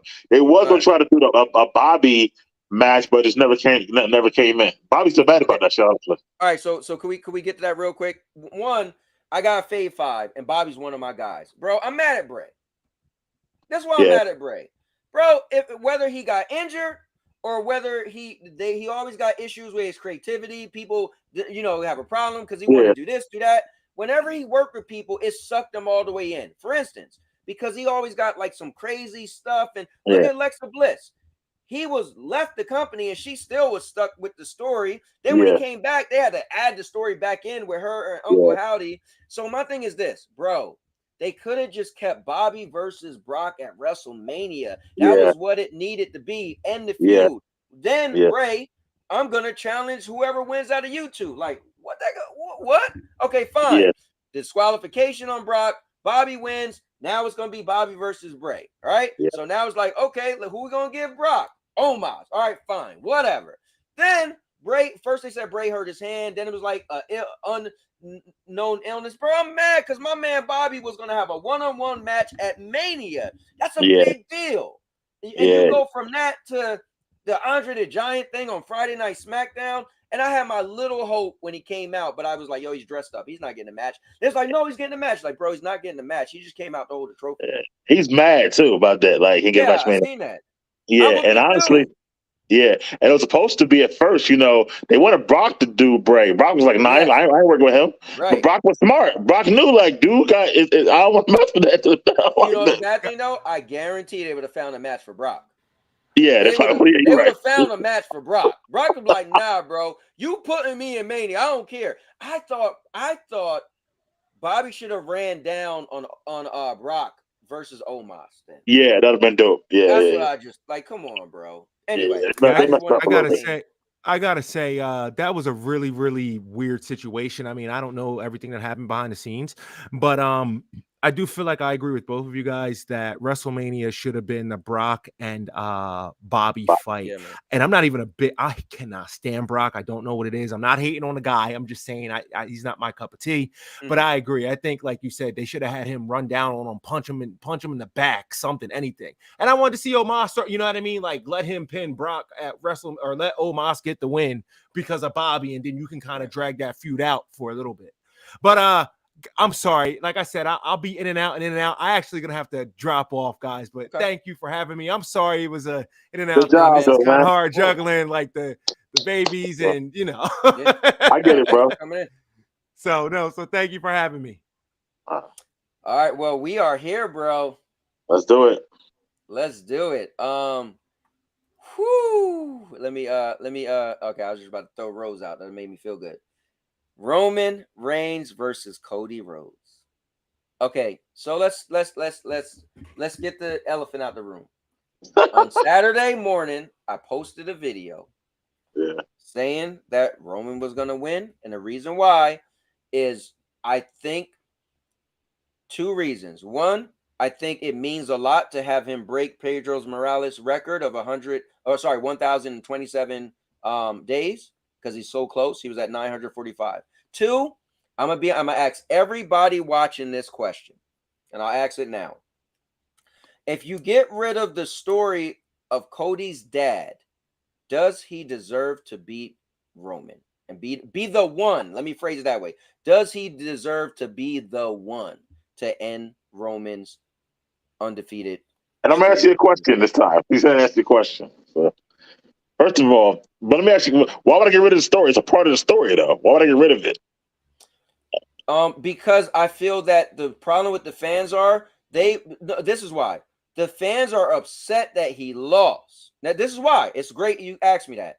Keep the story, but the fans are upset that he lost. What I'm saying is that story isn't big enough. Here's the problem that I was telling somebody earlier. WWE made story is the bloodline. Cody Rhodes' personal story is his personal story. No way in hell is WWE going to allow your personal story to trump our made story for over 2 years. They're not going to do that. Like, it's a great story because your dad never got the big one. It's a great story you left WWE because you was a bum. And mind you, I was a Cody Rhodes fan. So don't tell me I could go down the road. I was dashing Cody Rhodes fan. Cody Rhodes wearing the mask. He wore the mask because Rey Mysterio did the move, broke his nose. He had to wear the mask. Bro, I was a fan. So, but let's be real. The best thing he did, and I put in my video, WWE, is he brought back the original IC belt, the white belt, and everything. And won the Royal Rumble. You keep getting that part. Whatever. So add the Royal Rumble. The Royal Rumble just means it gets you to Mania. That don't make that mean. So that's why I'm like, oh yeah, he won it. That just means you're guaranteed to be in the main event. That don't guaranteed to win. Now the Money in the Bank, I feel more like, bro, if you get the Money in the Bank and don't win, I feel more. That I feel like, bro, all you had to do, storyline anyway. So for me, yes, great story. But I would be mad and feel it's an injustice if Roman lose to him because of his story with his family, right? Now, if he didn't get injured and was gone for so long, I'd have been cool because he would have had more matches under his belt. He would have beat a bunch of people. He could have still went as undefeated. And I'd be like, you know what? Cody deserves it. But that's why I say I preface it. If you took away his dad's storyline, you don't deserve it, bro. You had like 5 matches, and he had 5 only because he got. Go ahead. Only because he got hurt. He had 5 matches. He would have had more. And it sucks. And I can't. That's not my fault. Trust me. If he didn't get hurt, give it to him because he would have earned it. But no, bro, no. It's unfortunate. Oh, thank you very much. This is for my man Holtz, if he's out there somewhere. Pork chops and macaroni and cheese, Holtz. Nice. The first time eating in the streaming room. My bad. The Cowboy Entertainment Studio. And now I got 2 desks, so I can put it over here, get it out the way. All right. So yeah, that's my only thing. I'm a fan. Hey, Goon Squad, hold on. Goon Squad says Seth 3 times in the Miz on Raw. Don't forget about Solo. He worked on the undefeated streak just last week. Like that too. There you go. You got your 5 matches. Bro, like, come on, that's what you did, and you gonna be the one. That's why I'm prefacing it. You gonna be the one. Like, it was like Brock. It was like it's more than that, bro. You got it was like Baron Corbin. He beat, I think was a few other matches. I think y'all forgetting them. Whatever. It's okay. Bums, yeah. So here's the thing, right? So here's the thing. When Brock beat Taker, it was like so it was like who's gonna be the one? 21-1, right? It was Brock Lesnar. First of all, his pedigree. Second of all, They still mad about that. The fans still mad about that one.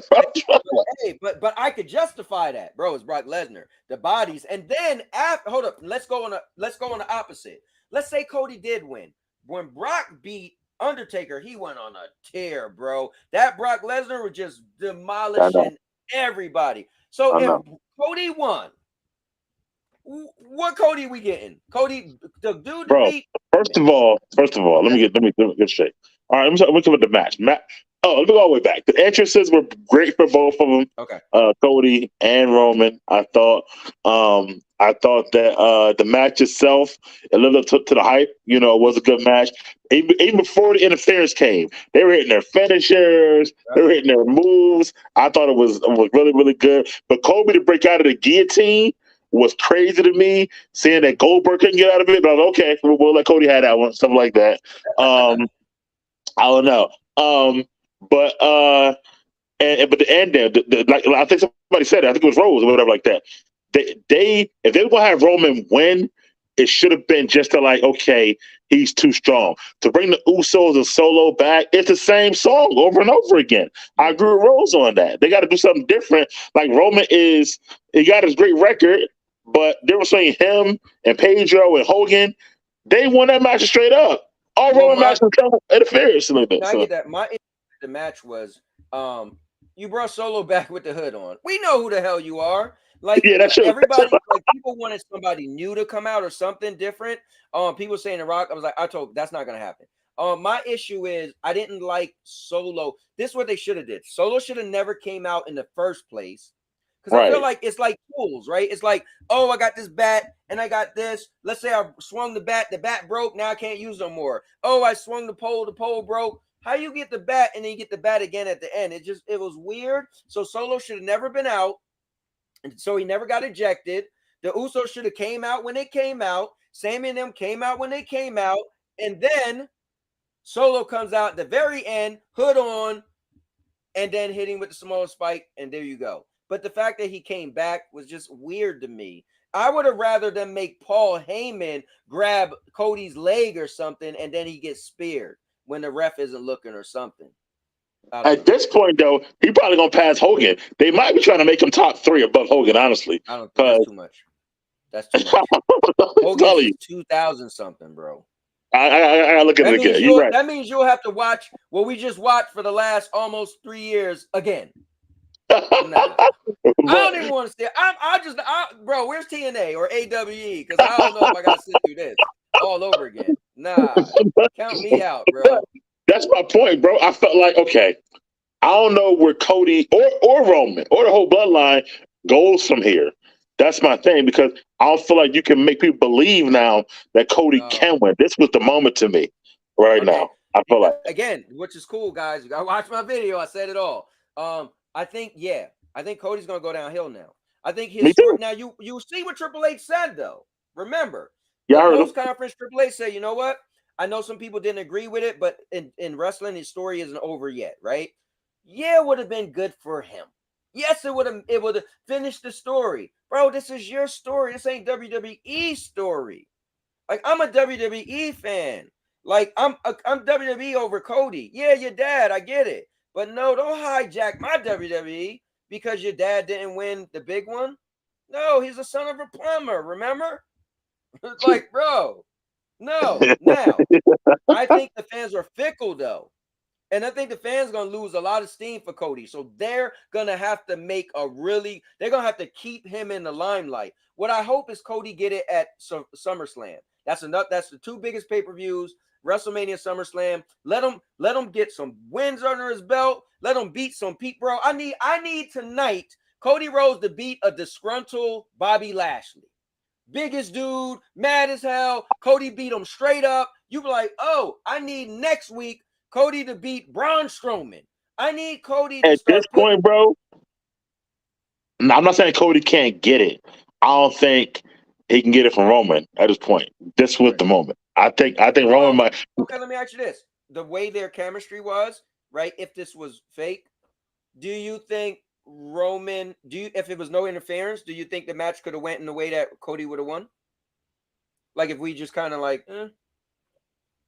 Wait. What's your question now? Like, So what if there was interference? no interference, right? Like, just, let's say we were booking, right? We was booking it. Do you If feel that Solo never chemistry was came back and Cody hit those 3 crossroads, I right? could have seen him. Yeah, I could have felt that Okay, as a win. okay, cool. So you said you don't think he could beat Roman? No. Let's say if they Cody goes on a tear, That's not what I'm beating him saying. up. I'm saying that's not what I'm saying. I'm saying I don't think the fans Oh or yeah, I agree. I said it in my video. I watched the fans are fickle, bro. yeah, they Last are. night was your night.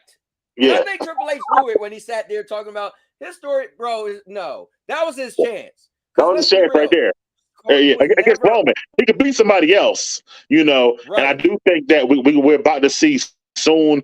Austin Theory gonna win the title at some point. Right. I think what's the big Gunther gonna win the title too. I think at Yep. some point he could beat Yep. somebody else, but I don't think the fans gonna buy and beat Roman anymore. So Nah. and then it's the other side of it, right? If not Cody, everybody asking all morning, all night, all morning. If not Cody, who? Who can fight Roman? Even Roman said it. Like, yo, I got 3 people, bro. I got 3 all right. people. I said it in my video. One, if it comes down to it, Brock could do it, right? That's the last on the list, right? Fine, Brock could do it. Damn, I'm missing somebody. Okay, well, the person that's on my mind. No, yeah, Seth, right? If it comes down to it, Seth, do you realize Roman has never beat Seth? So it Yeah. comes down to it, because it was cool in my video, the little picture I put, Seth put that on Twitter. And that was just saying, look at Roman's reign, and he ain't on that list.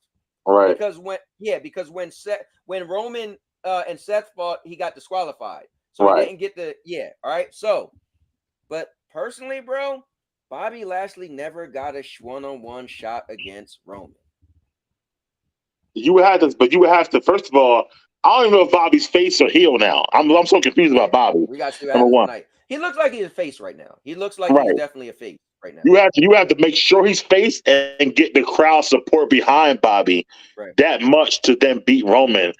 Right. I don't know if you could do that. I don't know. I mean, size wise, yeah. Because here's what's cool. I love where you're going. What you're saying is what I'm saying.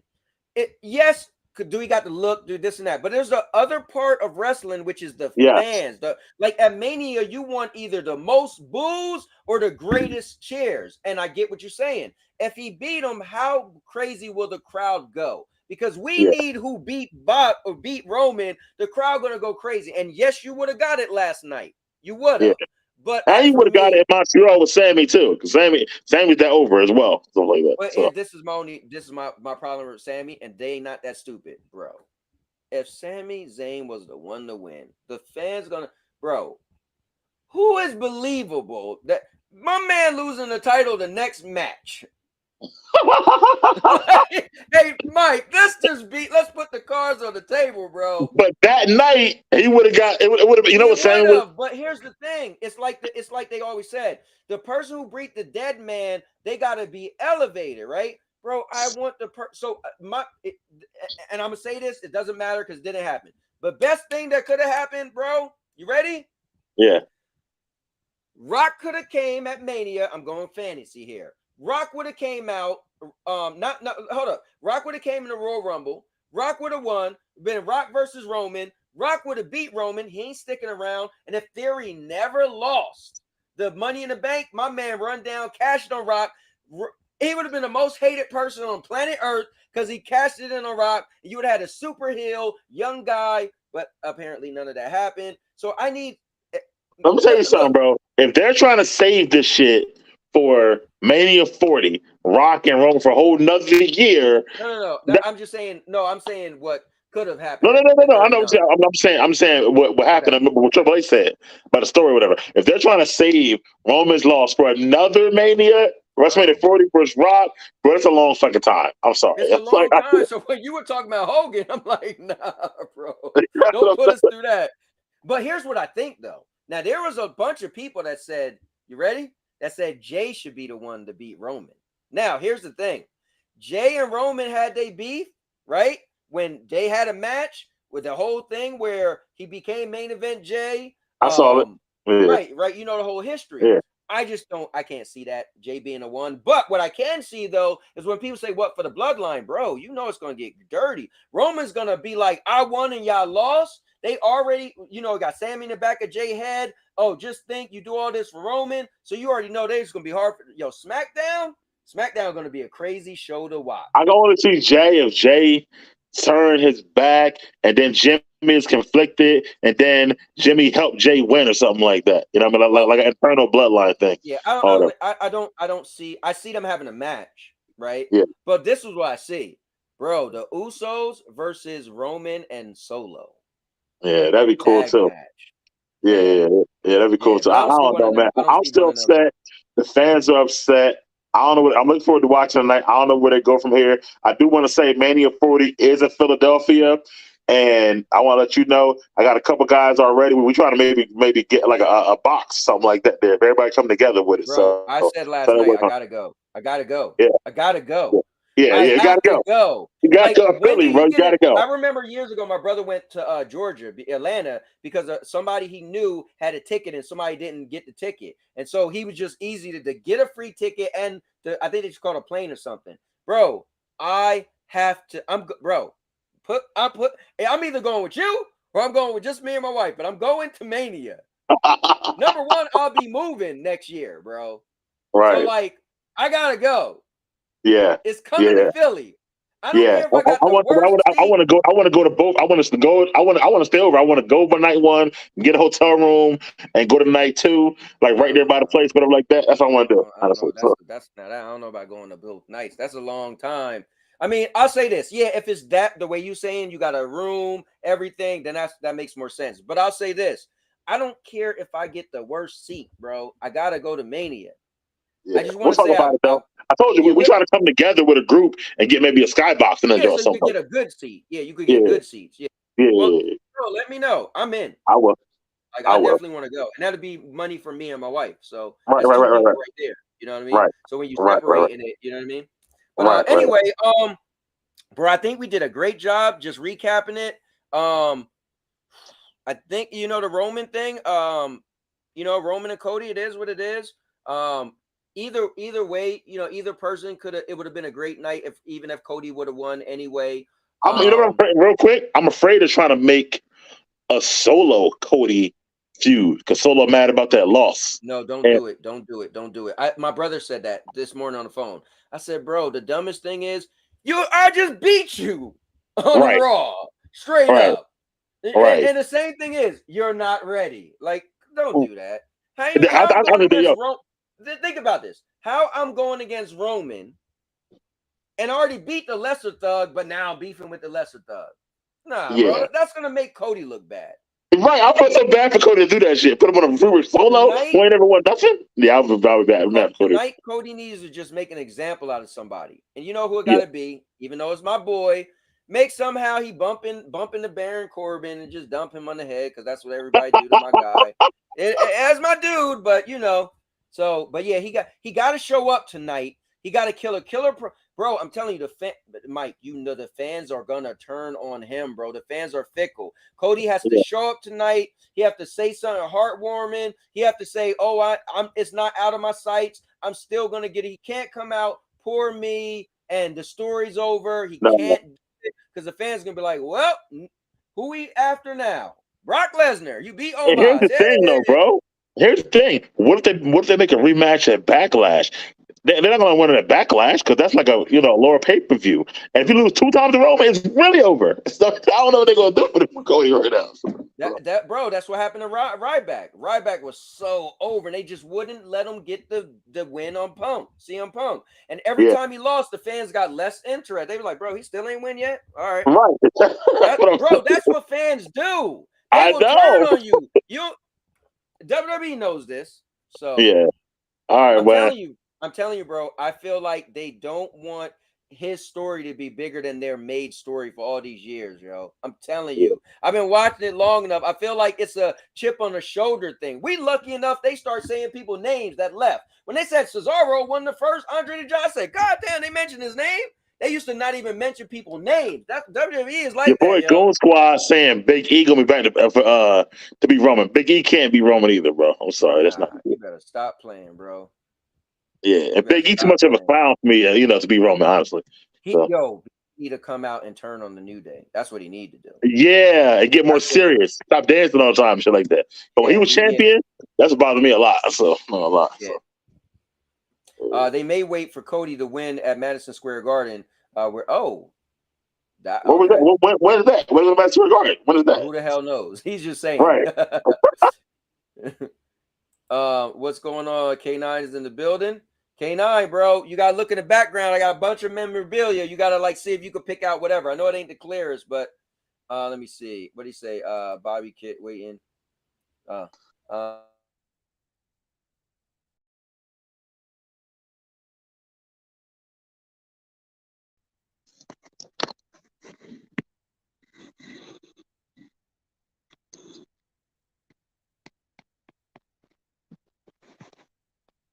Yo.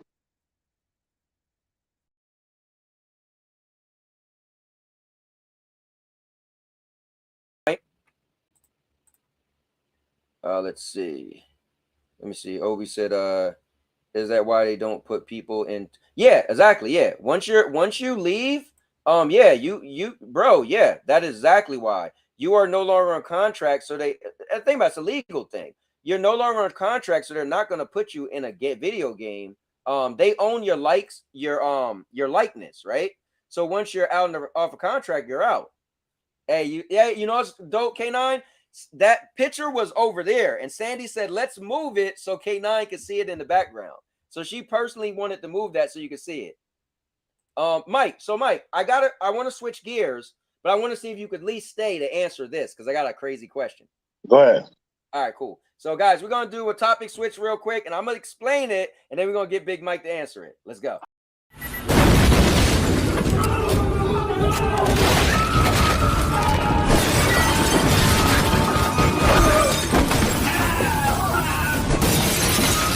Topic switch. All right, so check this out, guys. I want Big Mike to be the first person to answer, but I'd like you guys to answer too if you like. But we're gonna move the show along. So you guys know the movie The Ring, and if you didn't, I'll explain it. So in the movie The Ring, if you watch this videotape, a couple minutes later, a phone rings and you hear a voice say you got 7 days. 7 days mean in 7 days' time, you're gonna just die. And a crazy death because this being, her name is Samora. She's like the girl with the long hair. She's going to come out of a TV and kill you. No matter where you at, go to a cabin in the woods, wherever you try to hide, 7 days, she's going to kill you. Now, at the end of the movie, and if you didn't see it, too bad. I'm sorry. I apologize, but I got to spoil it. The end of the movie, or I don't even have to, but long story short, in order to save yourself, you have to get someone else to watch the videotape, and then it'll pretty much transfer your death to someone else. So you can, within 7 days, that's what you got to do. What I want to ask Big Mike and all of you guys is, if you watched the tape and found out you got 7 days to die, and this is simple, right? I'm not dragging this out. Would you get someone else to watch the tape? It's that simple. We're going to bring back on Big Mike. Give it up. He was in here helping me out, recapping WrestleMania 39. Mike, bro, what you doing, yo? He said, so would you get someone else to watch the tape? So, if someone else watches the tape, you will no longer die, but it transfers that death to them. And they got to do the same thing, is whether you could tell them or not, but they will die in 7 days. So you pretty much, you're getting resolved of that getting killed in 7 days, but the next person, so you could just give it to somebody and not say nothing. I could be like, yo, check out this video I made, but I can't be in a room. Go ahead. I'm going to give it to somebody and explain the rules and say, well, then they might not watch it then. I don't know. You're right. You know what I'm going to do? I'm going to have them watch the tape, right, and not say nothing. Mm-hmm. Then after they watch it, I'm going to say, I'm sorry for not telling you this, but now you got 7 days to pass somebody else. Whatever like that. So I'll be fine. And then but you know what else? I'm going to help them find somebody else to watch it too. Whatever like that. That's my plan. Yo, my man, Mike. So long story short, you want to be that person that say, you know what, I'm just going to die. No, because Number one, because I love my life. Number two, because we all got a way out. At least this is the way out. So these are the chance that we could all keep figuring it out. Now it's like pay it forward, right? We got to keep going and going and going and going and going. But there's 11 million people in this world. We can go forever. You know what I'm saying? Now, So I'm about to throw a monkey wrench in there. You ready? yeah. That was good. Did you ever see the movie called It Follows? No. Bro, this is crazy. It was a poor movie, poorly made movie, but the idea was dope. It came out in the movies too. Yeah. It's a play on The Ring. So, you ready? Yep. It's just like The Ring, but it's a sexually transmitted like demon.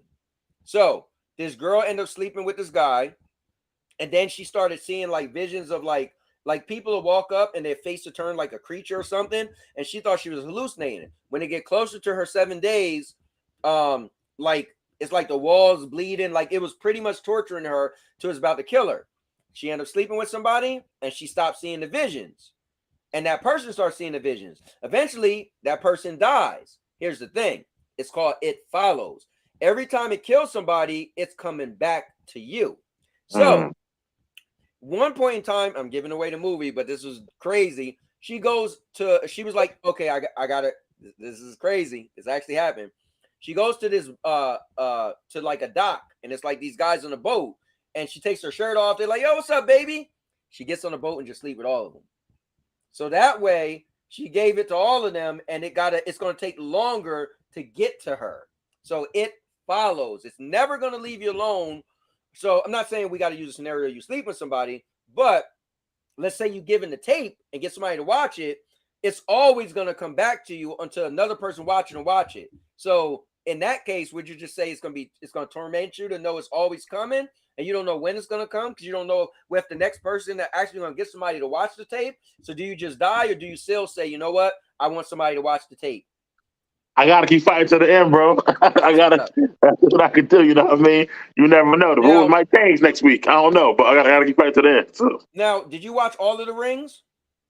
No. I believe I missed the last one, I think. Okay, so in one of the Rings, I think it was part 2. It's kind of deep. They put the video on the internet. So think about it. That would be smart. Genius. If it was me, I would stream it. Yeah. So everybody watching see it.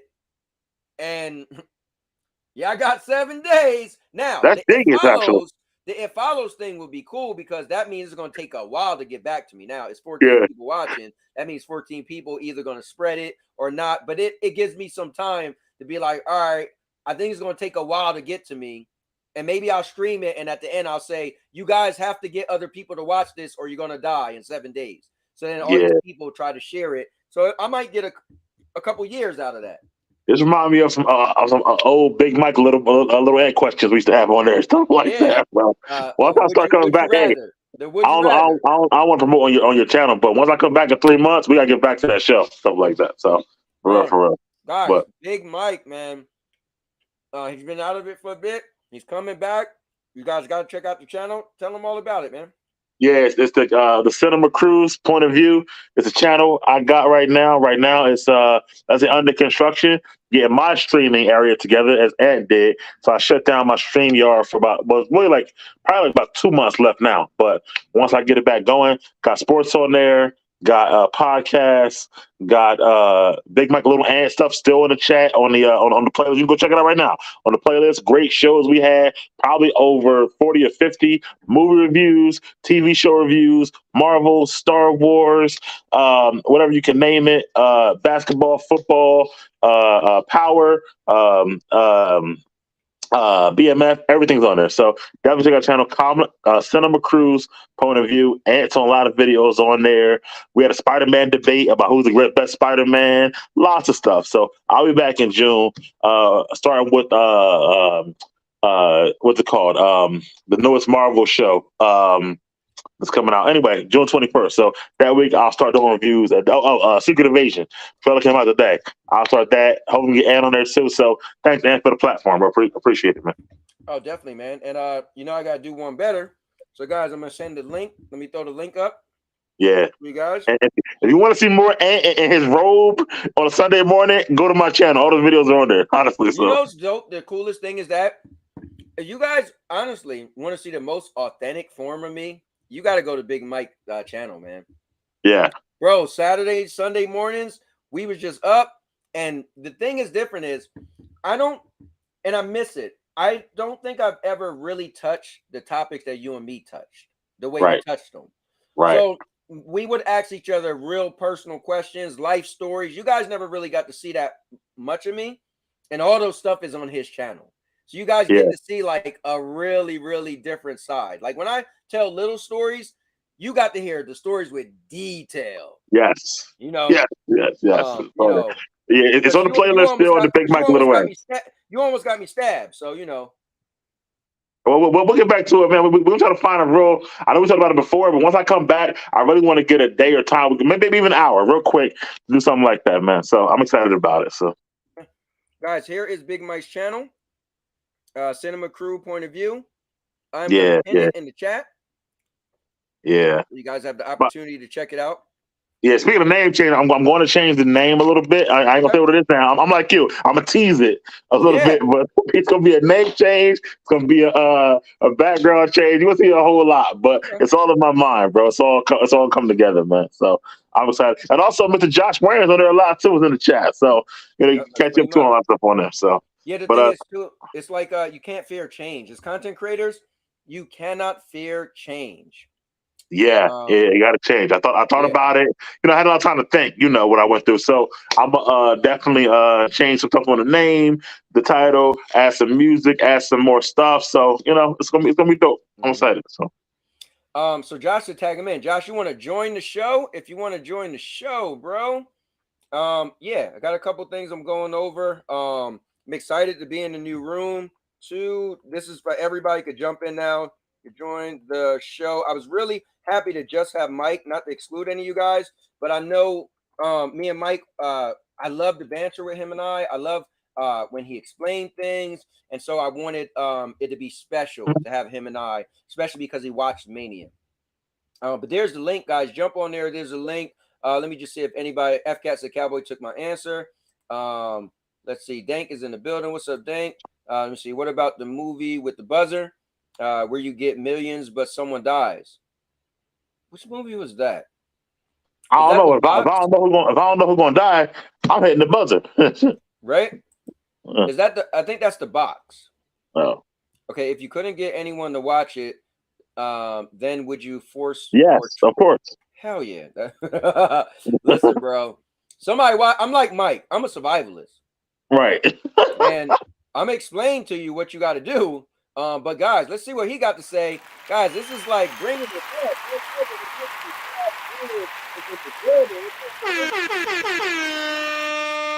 Yo, what up, fellas? How y'all? Oh, we are doing good, man. We just discussing some hypothetical stuff, and I need to know your answer, Josh.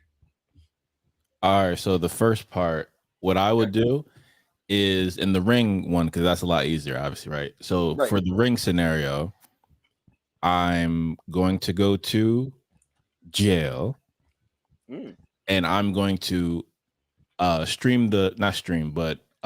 project the film on all the child pedophiles, and they can watch it, and I'll sleep very good at night.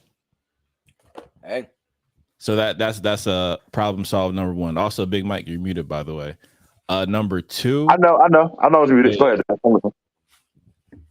Because I gotta be Josh, especially since the crew's back together. So I'm gonna need a little bit clarification. Okay. Because I need the same time before sex, and then I need from sex.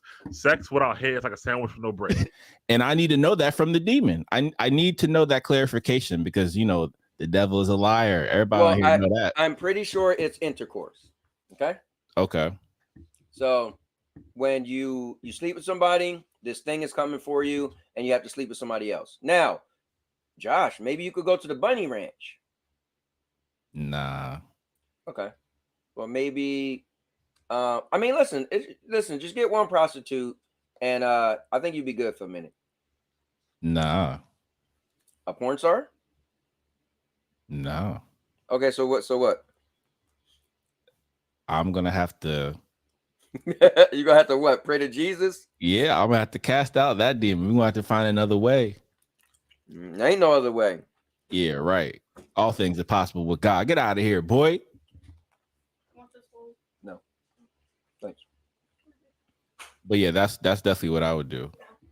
What I would do, honestly, in that case, so the second scenario, yeah, I would probably I'll probably visit a sex worker, a streetwalker, somebody. What if she about to retire? It's hilarious. Oh, that's bad. No, I'll have to find somebody popular or something. A porn star or something, right? In her early career, and and so the crazy thing is the movie is buggy, right? It wasn't like a AAA movie or whatever, but the story was so deep, and when I heard, I was like, bro, that's not a real movie. But yeah, somebody definitely made It Follows. But let's bring in none other than F-Cat is in the building. Hey, hold on, gentlemen. Hey, man, thanks for bringing me over. I got to get out of here, bro. So definitely, Mike. Thank you so Josh, much, man. Always good to see you, bro. All right. Had a lot of fun, though. Peace. Talk to you guys later. All right, peace. Bye-bye. Guys, I Mike. So what's up, F-Cat? I actually had two things. One was about the WWE and one was about the rings. Okay, so hit the WWE. So you said that there was a reason Brock Lesnar beat Undertaker. There was a reason? You said something like that? No, at the end, the real reason behind the scenes was actually kind of cool. Brock Lesnar was okay. Undertaker, it was his idea. He didn't mind Brock Lesnar beating him. So actually, they were beefing behind the scenes. There was beefing at the time? Yeah. But actually, that match was actually supposed to be the ultimate matchup. It was supposed to be Undertaker versus Sting. Well, the whole Sting thing fell apart a while ago. So, well, Sting came back. When Sting came to the WWE, they made him fight Triple H. I know. I watched it, and Triple H beat him. Yeah. That was the only match. It was disqualification because he hit him on the chair. Triple H won that match. Yeah, he hit him on a chair. Who hit who with the chair? Triple H won the match. If Triple H hit Sting with the match, he would have lost. I don't know. From what I remember. On that card, I remember it was like so unpredictable, like last night or last 2 days. And I remember saying the one match I know is going to be Sting versus Triple H because no way in hell they're going to bring Sting back and he's going to lose to Triple H. And he lost to Triple H. But the thing was, Sting wanted to fight Undertaker, which was the whole matchup. world Everybody wanted that. Yeah, because that is the ultimate matchup. Anyway, what's your second thing with the ring? So yeah, the Ring's actually one of my favorite horror movies. I pretty much would have did what you did and stream it. That was actually in the newest movie, I believe, where they streamed it on the internet. Yeah, I would have been that guy. Yeah, I was. The Ring is one of the movies I've seen the most. Like if I go by movies I've watched the most, it's one of them on my list. I was obsessed with that movie when it first came out because it was a movie where I left the movie theater and like we talked about it like for the week, and I was just like, "Yo, I wonder where she," because it left you on a cliffhanger. Like, what was she? Was she a demon? Like they said, the mom couldn't have. I think two was the best one. Like, two. I think two was good. But I love the fact that in 3 they gave it full circle. They kind of like explained all the extra stuff. But 2 was cool because that's when they showed her mom. Kind of rebooted it. Her real mom. There was another movie, kind of like your It Follows movie. It was called Contracted. And there's a second one. It's called Contracted too. So a girl contracts STD that turns into her like a zombie kind of. She's like her skin is like falling off, all kind of shit, like kind of like a zombie. That sounds crazy. Anybody else want to answer those stuff? We're gonna move on. Let me see. The Ring ended part 2. Scare me. Yeah, man. It was. I was a big fan of that. You know what? It's because it's more like a psychological thriller mixed with a horror movie because it was a lot of thinking. You're trying to figure this out. So yeah, Undertaker was actually already in bad shape when No, the he Undertaker's did not that wrestling anymore. match. No, no, no. He was in bad shape when he wrestled Brock. He was also in bad shape when he wrestled Roman Reigns. Yeah, Holtz Wilding. You could tell he was getting old. Hey, listen, Dank, you gotta do what you gotta do, man, to live. I don't know about y'all. I'm trying to live. All right, so let me see. So let's talk about this real quick. Too bad Mike is in here. So, Josh, did you hear the news that WWE finally? Oh well, yeah, we talked. Yeah, so WWE got bought today. It's official. It was the rumors was going around for a while that a Saudi company might buy them. Blah blah blah. And then on Saturday, they said that this seems to be real. And the way I knew it was real was on Sunday night at the press conference. They asked Triple H. No, actually Saturday night. And he was like, you know what? It's about Mania tonight, and we're not going to talk about that. And I was like, oh. So, and then it came out today that yes, it's official. So there's a merger with WWE and UFC. So about that. So I remember. So when I watched WWE, it really it targeted more toward teenagers, I guess. But even though I was a kid, I still liked it. Hold on, when are you talking about? Because like WWE, Attitude Era, hey, even before Attitude Era, like it was more what directed age toward teenagers you talking about? The kids was not supposed to be watching Attitude Dude. Era. They had scantily clad women, half naked, Jello wrestling, like old women was getting power bombed through tables. If you was a teenager like 19 and 18, 17, 16, but yeah, it was definitely geared towards new wrestling. To me, looks like it targets kids straight up. Okay. Like it doesn't even step out the line. Mm-hmm. Yeah, so they started doing a little bit of more cursing and stuff, but yeah, I mean, I think they're at that moment where they're trying to do like Marvel, right? That's my problem with Marvel. They're like, listen, we want everybody. We want everybody's money. We want the parents to be able to take their kids to WrestleMania. We want the old lady to watch it. And that's, they realized like last night, Triple H mentioned that it was their most profitable WrestleMania ever. Like they are killing with money right now.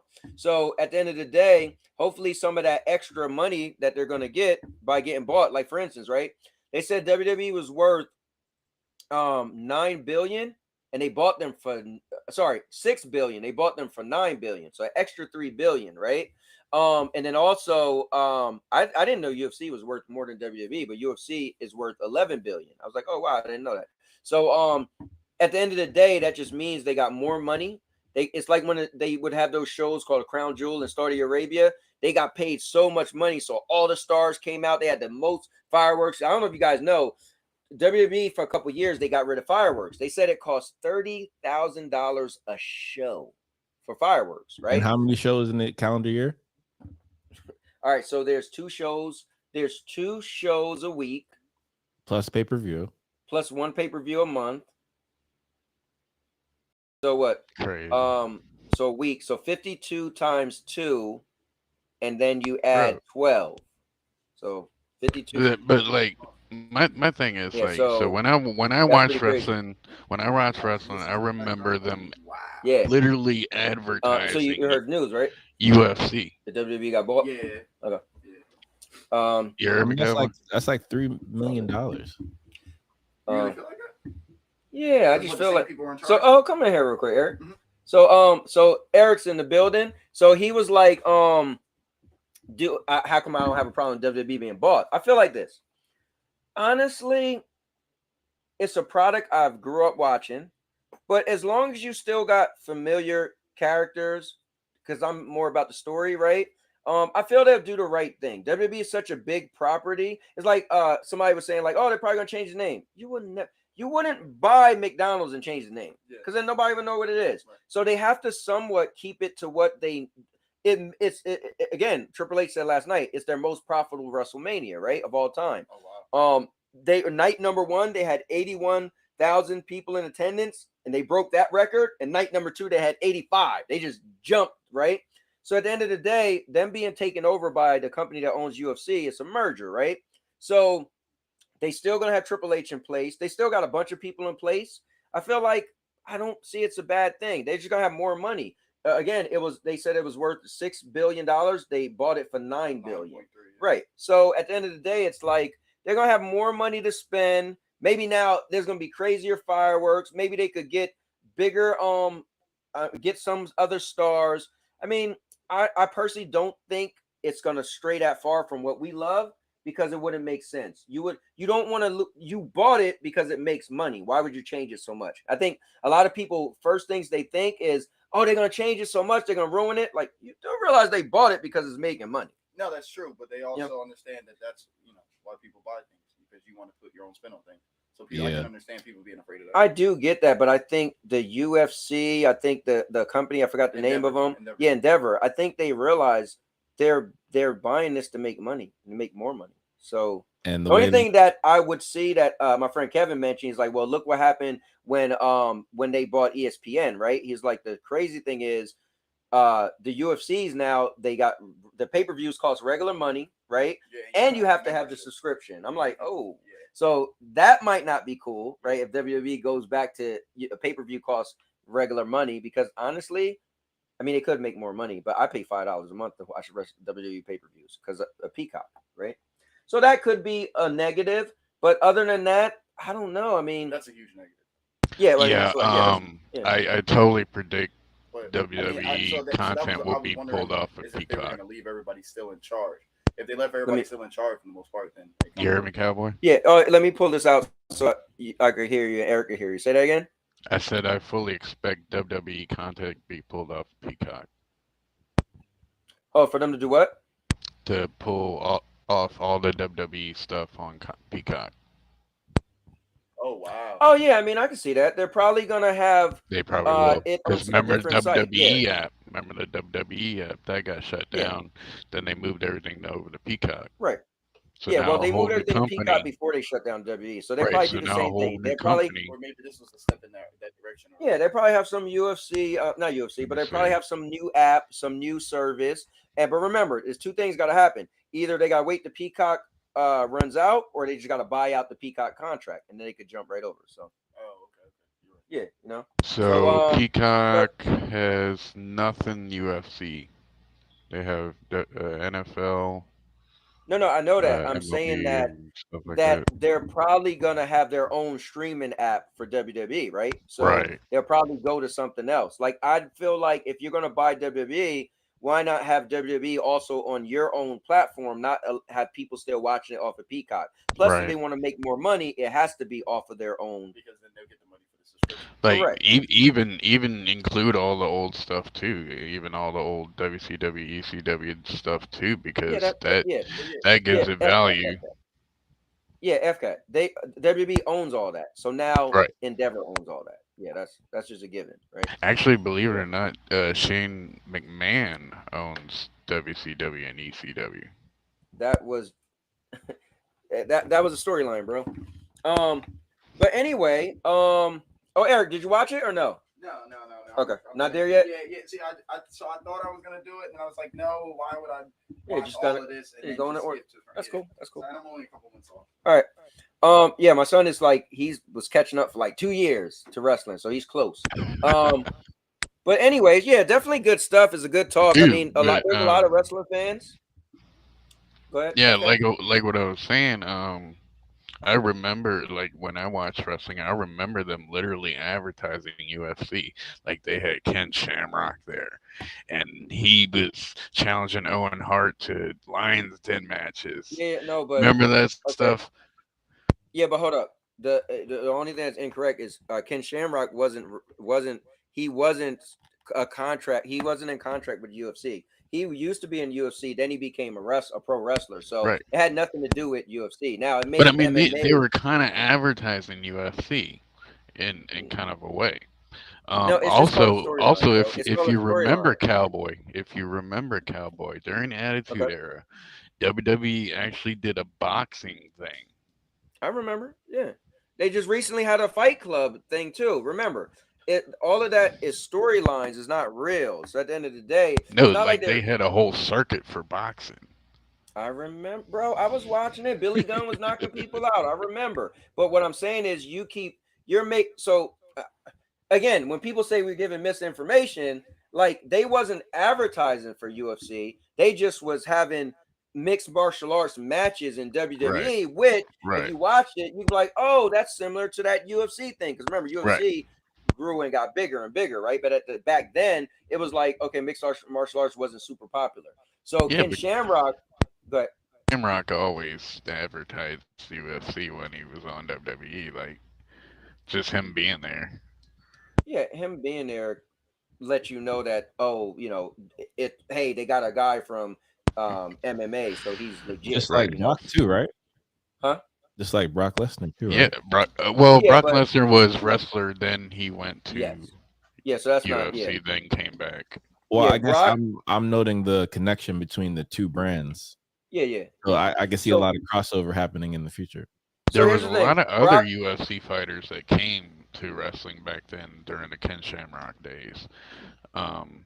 Even people like Saturn and Saturn, Dean Malenko, but Chris Benoit. Those people didn't have a big name in MMA at all, right? So only people knew them from WCW. They didn't know them from MMA. But Brock Lesnar is the only person that was actually allowed under WWE contract to go back to UFC and fight.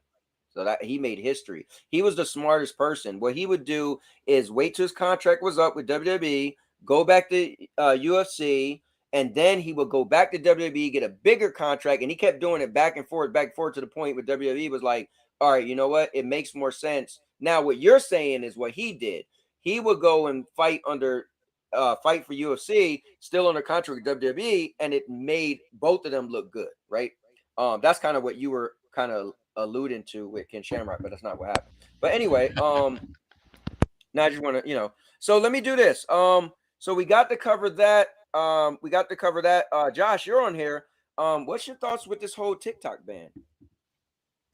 I think it's very interesting because with a lot of these bills in Congress, there's so many pages. Like this one is over like 1,000 pages, something like that. And there's this usually with bills, they have something on the surface that they promote it with. That's the marketing, that's the advertising, that's the propaganda. But the stuff underneath this kind of takes away so many rights and liberties, similar to the Patriot Act post 9/11. So it's a lot to do just for TikTok, and it's interesting they're using TikTok to push everything else through, but we're not really talking about everything else. We're just talking about TikTok, and that's kind of the point of how they roll out bills. Right. So let me ask you this: on the surface, though, if we stay surface level, because there is a lot of conspiracy, right? Do you think there might be some legality to banning TikTok if it was just like, hey, it's a Chinese-owned company, we're putting so much of our information on TikTok? That what do you say about that part of it? Well, that interesting part is similar to China. So there's already precedent in the world for these type of things. For example, in China, there's certain words that you can't text and it'll just be banned. Like the whole text message would be banned if you include that word. So what this TikTok bill is proposing is that at any moment the government can censor what we consume. So this includes YouTube channels. That also includes things like WWE or the NBA or the NFL. Oh, you're not allowed to watch this now. So to me, that's going to be a big issue. But do you really see that happen? I mean, I honestly don't know, because remember, it's on the back end. So it's kind of like the Patriot Act. If everyone's focused on, fighting, terrorists, and you do whatever you got to do to catch them, but in the Patriot Act, we were allowed to be spied on. Right. So I'll say this: a caveat. I think one of the things that the United States love the most is money, and I think certain things that's going to take money from the United States, I think they would leave alone. They might restrict in a certain way. But I'm a weird guy, so I'm just going to be honest, and everybody's going to hate me for this. I don't think everything spying worthy is that negative. For instance, I think we talked about this a long time ago. If you spying on me saved this kid from being raped, I'm cool. I'm cool, right? If you spying on me saved the old man from getting beat up in the parking lot, I'm cool. Now, a lot of times when we hear that, a lot of people get upset because, yeah, you know, it's landed free. We don't want anybody, you know, watching what we're doing. I get that, right? But a lot of times people, you know, maybe want to be smoking weed or something. I don't want the cops or the government to know, right?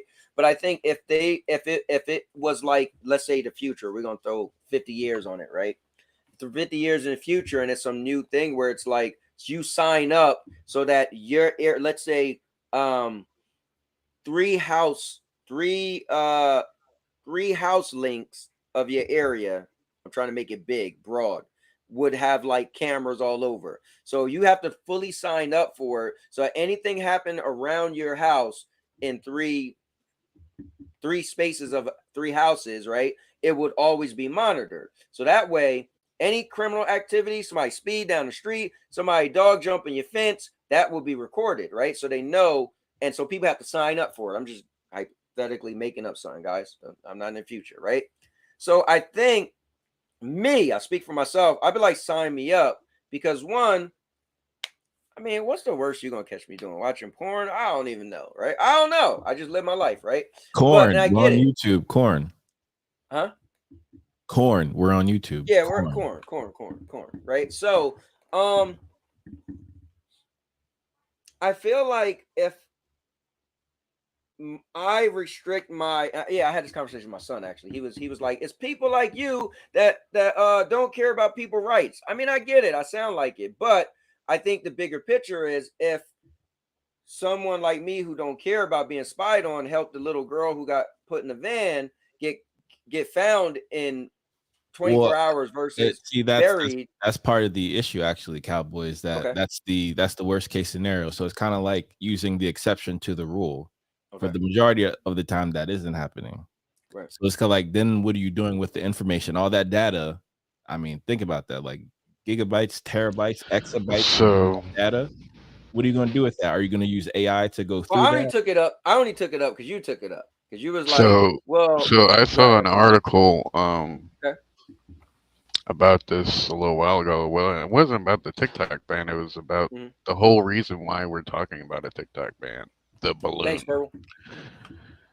So they found out that the balloon was actually getting some information off military bases and stuff. Okay. So I mean, TikTok is really taking away people's attention span, I guess. Well, I mean, we could blame a lot of things on that, but yeah, I get it though. I mean, yeah. But here's the thing though, everyone's doing it. Like before TikTok, YouTube had stories, right? Of short form content. Instagram has the same thing now. Snapchat has the same thing. So I wouldn't use that as an argument, but I will say this though. I gotta do this for Purple Haze. Purple, I got this room, so I could jump up in a moment's notice and be silly, right? So I could just the Cowboy. I'm making 47 look good. Okay, whoa. I'll be 47 next week, but if I die, then I won't be 47 yet. So let me stop saying I'm making 47 look good, but I'm making 46 look good. Oh, whoops, my bad. But so yeah, I love the extra space because I want to get silly, do stuff.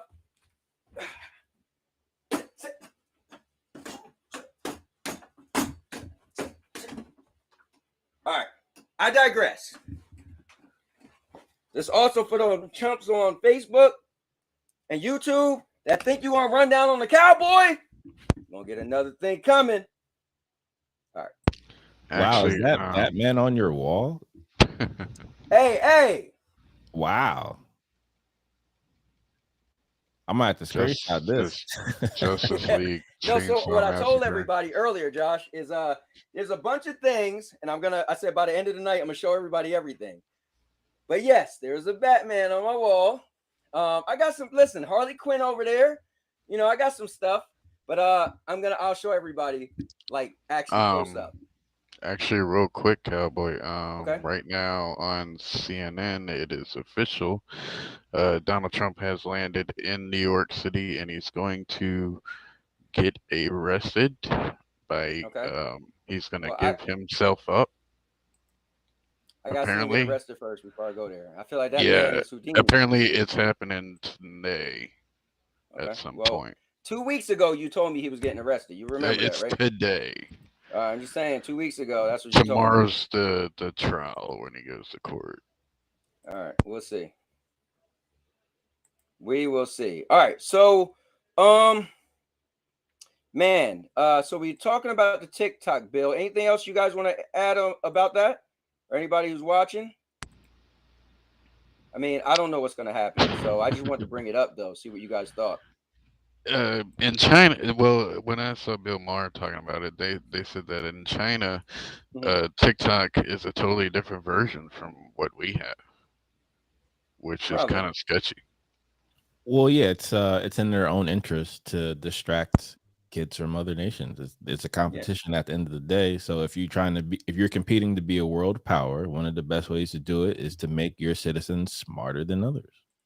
Yeah, to be honest, think about it, right? There's funny, but you think of remember when Cardi B was she was making music, and then she had a daughter, and she was like, I'm not gonna let my daughter listen to my music. Listen, it's as that simple, you know. So purple. She says if deal will fall through. So wait. People have different terms. So I said for the longest time.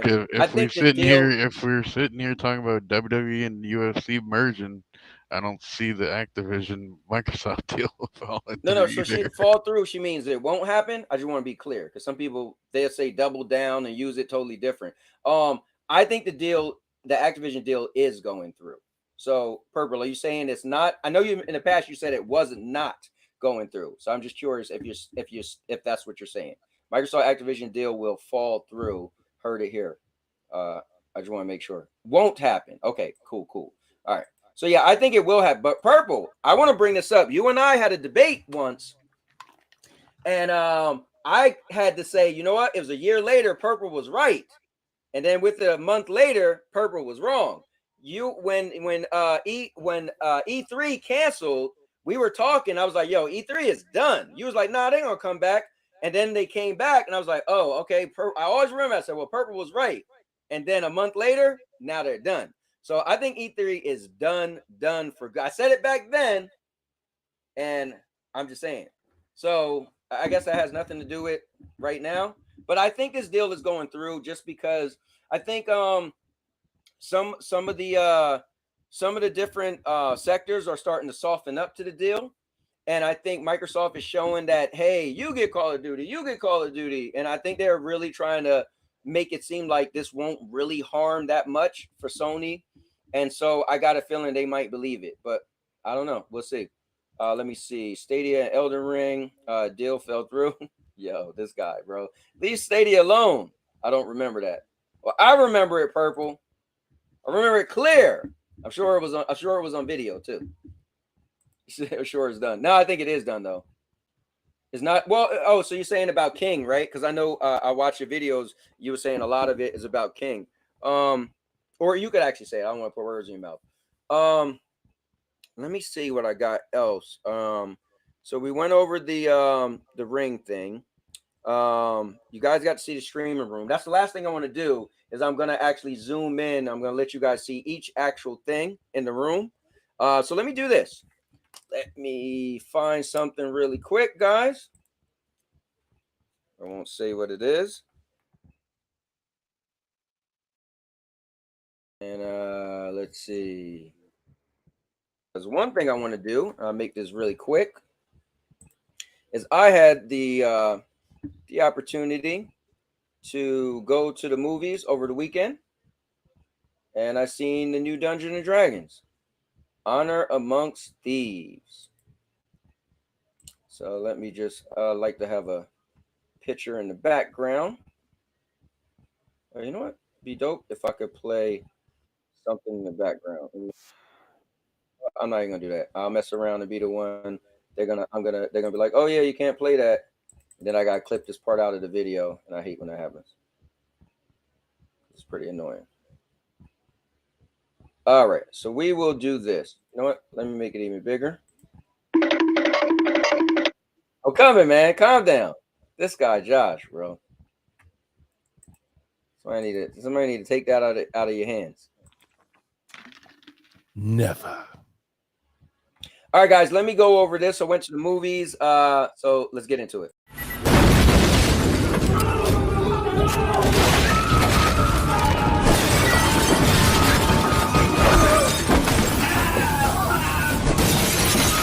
Topic switch.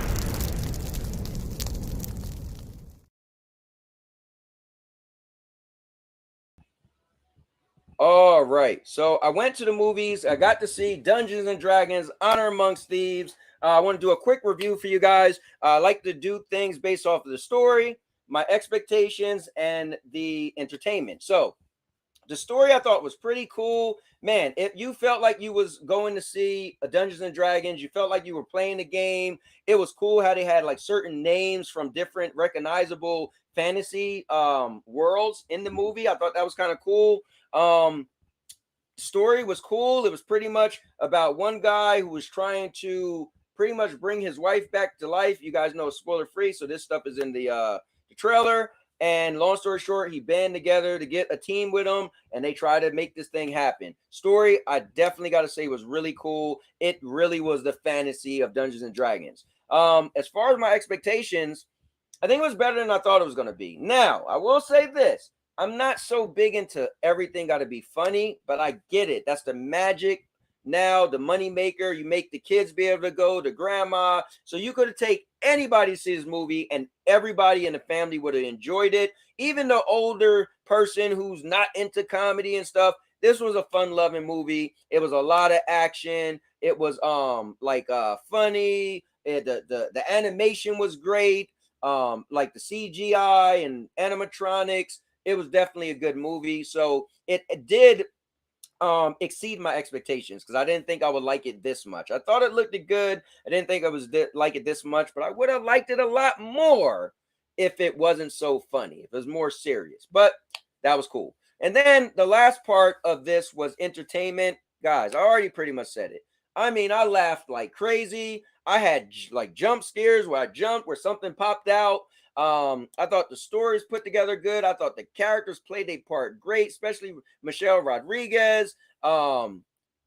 It was good, man. It was give some new up and coming stars. The girl who played the daughter is the same girl that was in the movie 65, and I just seen that a week ago, and she did a hell of a great job. Yeah, I think the movie was solid, and I will go as far to give it. See, the comedy is. Somebody else would give it an 8. But I am going, you know what? I really didn't have any flaws. You know what? I'm going to give it an 8. I was going to give it a 7, but I really had no flaws with the movie. I could get over that I'm not the biggest fan of comedy because the comedy never fell flat. I laughed at all the jokes. It gets a solid 8. So that's my real review of Dungeons and Dragons. All right, let's get back to my man Josh and FCAT. Do you guys plan on seeing this? I heard it was good. No, I didn't play the game. So if I ever get into the game, then maybe I'd probably be inspired. Yeah, I didn't play the game either. I saw the first Dungeons and Dragons movie with Marlon Wayans. That was pretty ridiculous. Well, you know what? I don't think this is something you need to play the game because this was a board game. This was this game, the continuity of Dungeons and Dragons is so old, and they made so many medias and facets of it. It's not even like watching it was just going to see Dungeons. They had a cartoon, they had the video game, the arcade. Like none of it is just pretty much it's just about a fantasy, right? Got so many characters. You roll dice, like So it's so many. They have a current. details of They it. have a current game. They have Dungeons and Dragons Online, and they have Neverwinter. Yeah. So yeah, you don't need to play. Like if I was gonna say the most solid of the Dungeons and Dragons, it's probably the board game or the arcade game. And the arcade game, so classic. That was the game. That was the first like quick time events. You're playing and you really didn't play a character, just things you had to choose the right thing. Like, oh, he's about to fall in the hole, and you pick option B and he swings or whatever, right? So I don't feel like you don't even at all need to play any game of this. If you ever played the Tiny Tina games, those are kind of Dungeons and Dragon kind of style. Tiny Tina? Yeah, the Borderlands Yeah, I spin-off was about to game. say Borderlands. That got nothing to do with Dungeons and Dragons. Yeah, it's like the whole thing set up is kind of like Dungeons and Dragons. Okay. You're talking about like the aesthetics, like the worlds and stuff, right? That was like basically the story. Like, first thing she does is roll dice, and she's like, "Roll for initiative." Bro, just rolling dice. You could say she was at the crap table. I mean, but no, I see what you're saying though. Let me see. It's like Star Trek reboot. But yeah, that's Dungeons and Dragons. So with that being said, guys, I honestly, man, this is kind of cool. I got to everything I had planned, and so at this point, I really I'm kind of good. Wrestling starts in 5 minutes. I call it a quit, but I owe you guys something, and I am going to make good on my promise. So hold on. Let me do this so I can share with you guys everything in the room. So you guys got to bear with me.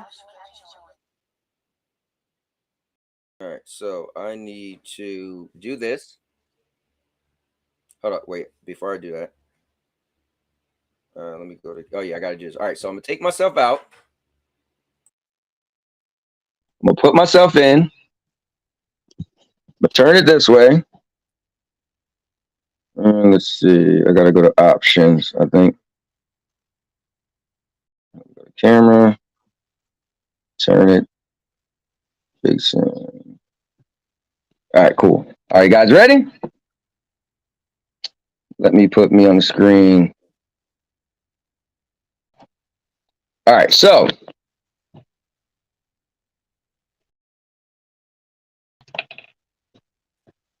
try my best. All right, so here's the room. I'll go slow since it looked like it's having a little bit of issues. So this stuff is all my daughter's, right? She still got to get. But the way the camera is, I catch everything from here. So I got a Godzilla that flashes, right? My friend Frank gave me that for Christmas last year.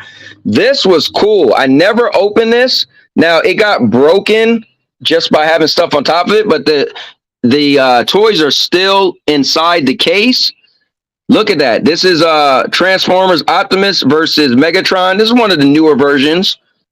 And I got a Hulk up here. See that, Josh? All right. Guys, I got Harley Quinn on the wall. Shout out to Sandy Beach. Got Hulk. I got my punching bag. And guys, when Endgame came out, they had the Infinity Gauntlet at the movie theater. And I grabbed that. Nice. You got me here. And my wife, she loves Negan. And she also loves Harley Quinn. So the cool thing is they both got bats. So that's the whole correlation with that. Guys, got the Justice League on here. So yeah, I don't have a problem with DC. Just so you guys know, okay? Yeah, that's what I thought. And check this out. I forgot who gave me this, but yeah, I was a big fan of Batista. So I never, all of these things I never opened. So that's Batista right there. Check this out. You got my, I'm a big fan of Resident Evil. So that's Chris Redfield right there. All right. Check this out, guys. My favorite game in the world is Prototype. All right. Let me lean that back. And then look. My guy Josh got me this. Josh and Chloe, John Cena and The Rock. Look at that. The Funko Pops. Here's another Alex Mercer from Prototype. This is, by the way, this is Alex Mercer from Prototype Part 1. This is a character you use. I'm a big fan of Spawn. It's my second favorite comic book character. Hulk is first, and then Spawn, and then I love Colossus. But yeah, never opened this thing at all. A bigger Alex Mercer. Never opened it at all. Got the fish tank. It's my daughter. She literally left her fish here, so I made them a part of the scene. And that's pretty much it. You could check out. I got the chair right here, and I'll show you guys how it goes. So the cool thing is now I got 2 desks. Before I didn't. Got my microphone right there, my laptop right there, my monitor right there. Got my 2 ring lights right there. I got a bunch of controllers that's down there. My PlayStation is right on there. The trusty And Now Your Mama Knows knife that my guy Dave got me. Got a bunch of business cards for Now Your Mama Knows, 2 different ones. Some PlayStation controllers. This is the classic Stadia controller I actually use as my microphone. So I plug in the Stadia and I talk through there. Got the 2 wrestling belts. I probably have to put them up back there. And yeah, I'll show you guys now. Walking through my house, when I took my wife on Valentine's Day to a gun range, and she was a lot better than me. But that was hers, and this is mine's. But yeah, here it is. So now I don't have to worry about anybody bothering me. Got a door to my room, right? This is my kitchen, right? Walk out there in my living room. My bedroom's over there. So now when I come home, because the door is right there, I just simply, it's the fridge, stainless steel stove. Anyway, so I just walk through here, bam, open the door. I don't have to be bothered. My daughter had like a little partition up because our laundry room is actually back here. So the only time people are going to come in here is when they go to do laundry. My $1,600 water heater is in there, washer and dryer. But yeah, so I walk in here, I come around the corner, and there's my setup. So at some point, I got to get my daughter to get all of that, right? And I got to get her to get all of that. And this is hers too. All of that is hers. But again, the way I got the shot, you can't even know. Oh, I left out something. And I got some Stadia controllers down here. I got another one that I gave my daughter, so I got to put that up here somewhere. But yeah, still got Stadia. This TV, a buddy of mine who passed away gave it to me. I really don't have a use for it, but we kept it here. Got some of my daughter's junk back there.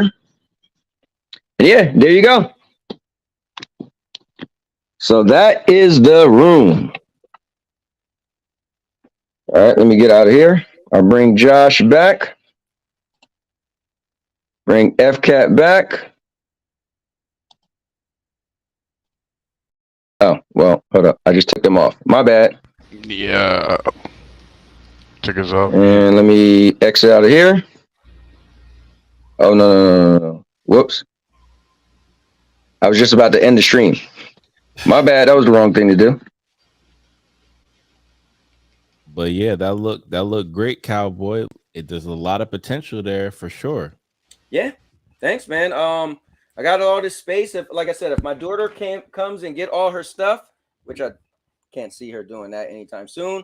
But yeah, if she got all this stuff on both sides, man, I'll have so much space and it'll be a lot more opportunity. But I think this is perfect. Like, again, you can see all the stuff in the background. That's good enough for me. I could get up, act crazy, do silly stuff, and I got enough space. And again, the biggest thing is not having my family just walk in the door when I'm streaming. Well, Sierra walked in earlier. Sandy brought my food, but you at least don't see them on screen anymore. You know, right. Somebody just walking behind you. It was kind of annoying. Yeah, and I could lock the door if I want to. But yeah, so I want to show you guys that, and there you have it. Very nice. Well, thank you for letting me join, Cowboy. I'm probably gonna play some Marvel's Avengers. You know, yeah. Now, when you wrote that, I was like, you know what? So the cool thing is when I watch wrestling, I usually could play games when I'm just sitting in bed. but I really need to beat Hi-Fi Rush because I was like, oh, I should start leveling up my Iron Man. But I'm gonna sit in bed and watch wrestling and try to beat Hi-Fi Rush. And but I'm gonna be on this Avengers. I'm trying to get my Iron Man up, man. So he said I need a rising desk. No, I think I'm good. I mean, I think he means a standing desk. Yeah. I get it. So I could just stand up and do all this. I mean, honestly, I'm not gonna lie to you. I do like to stand up. Like that's part of public speaking. Is I'd like to, stand up. But I think this is cool because it's nice and relaxing and just, yeah.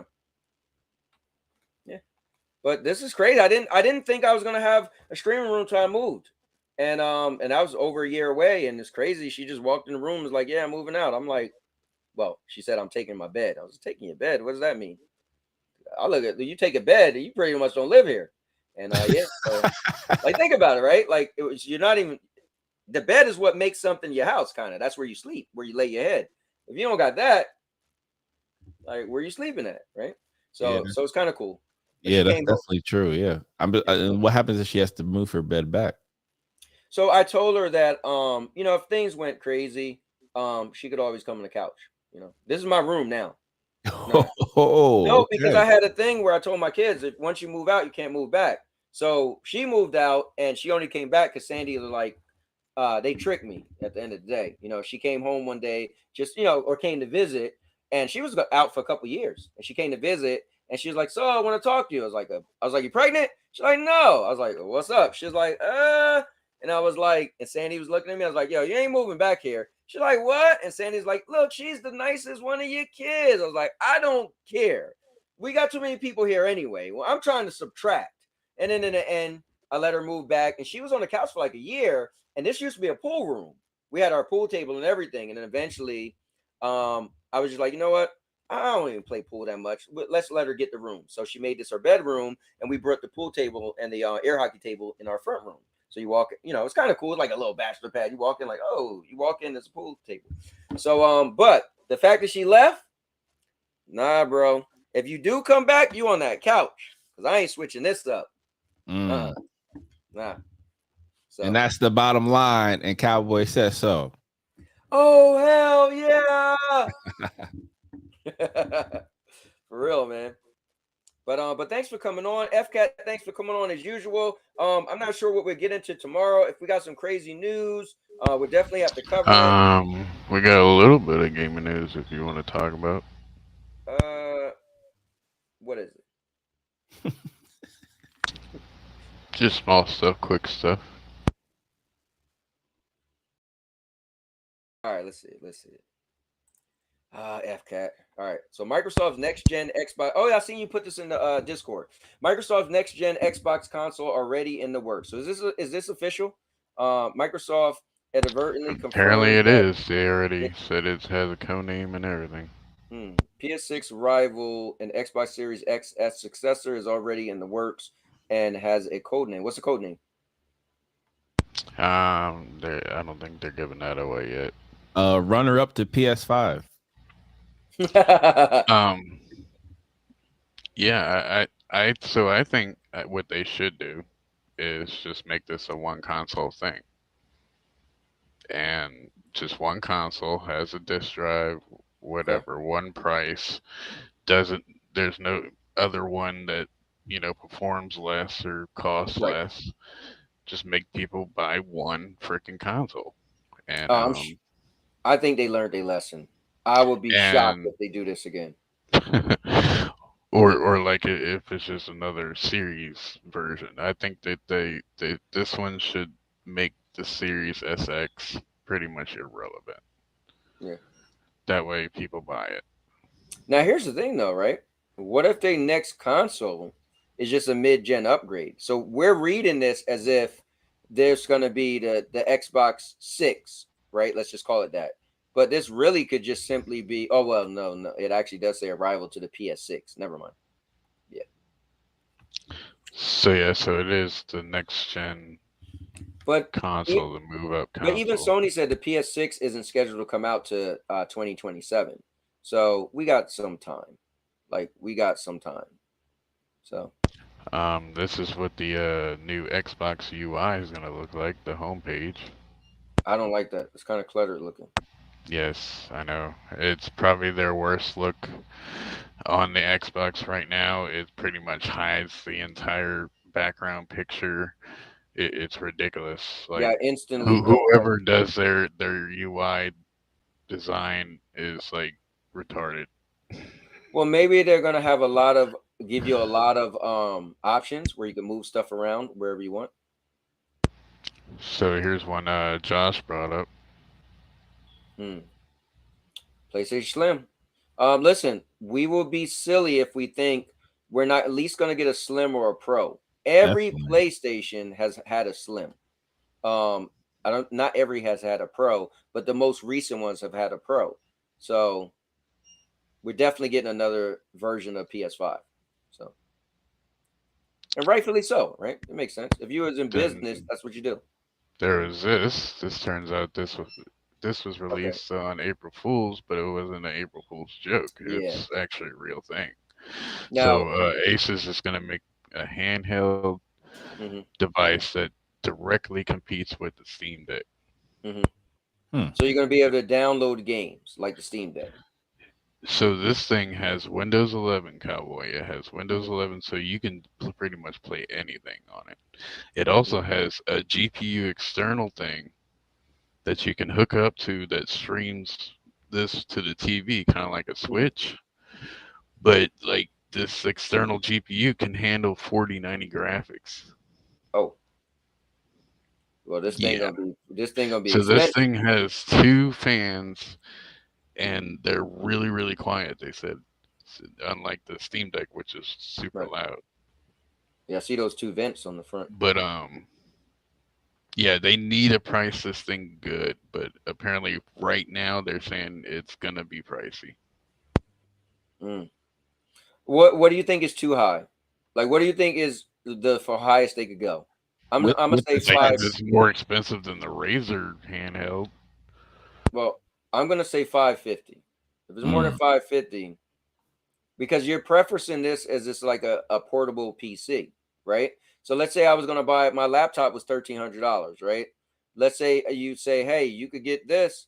I mean, my gaming laptop. Yes, I could use it for more than gaming, but my gaming laptop is meant for gaming, right? So you say, hey, you could get this thing for $550 where you paid $1,300. Then, it making it not look as bad, even though a PlayStation is $500, Xbox. What if it costed as much as a gaming laptop? No, then no. Yeah, then no. Over 1K. Dead on arrival. What was you gonna say, Josh? Oh no, I was gonna say what you just said. Okay. It would depend on the specs. Like when it comes to price, especially with technology, you have to include the specs. So you can see what kind of value you're getting. They said it's a brand new AMD card, specially designed for it.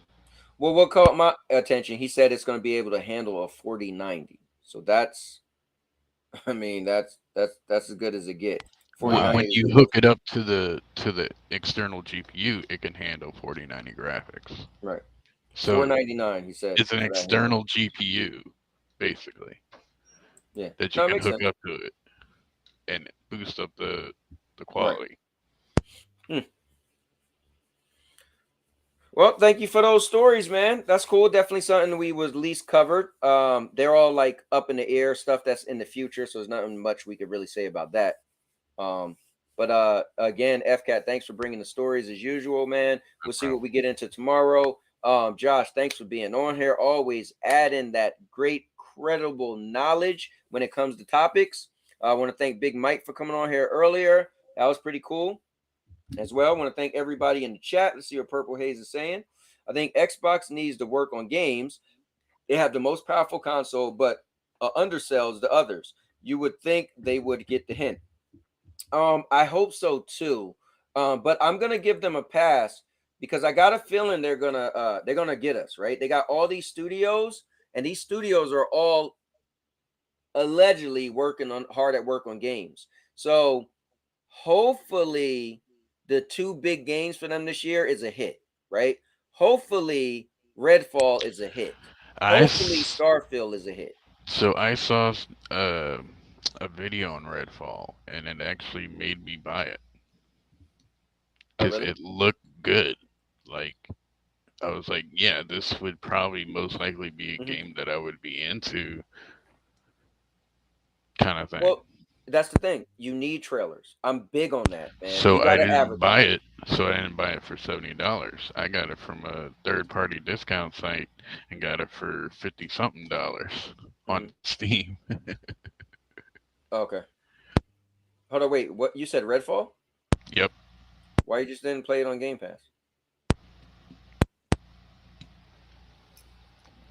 I'm gonna own the game on PC. Oh, no, it's $15. I mean, here's all I my gotta thing. do is hope that my PC can run it first. Well, I'll say if this. it doesn't, Here's hope my that it comes to GFN. Cowboy, and that's that. I'm gonna let y'all duke it out on that. Have a good night, man. All right.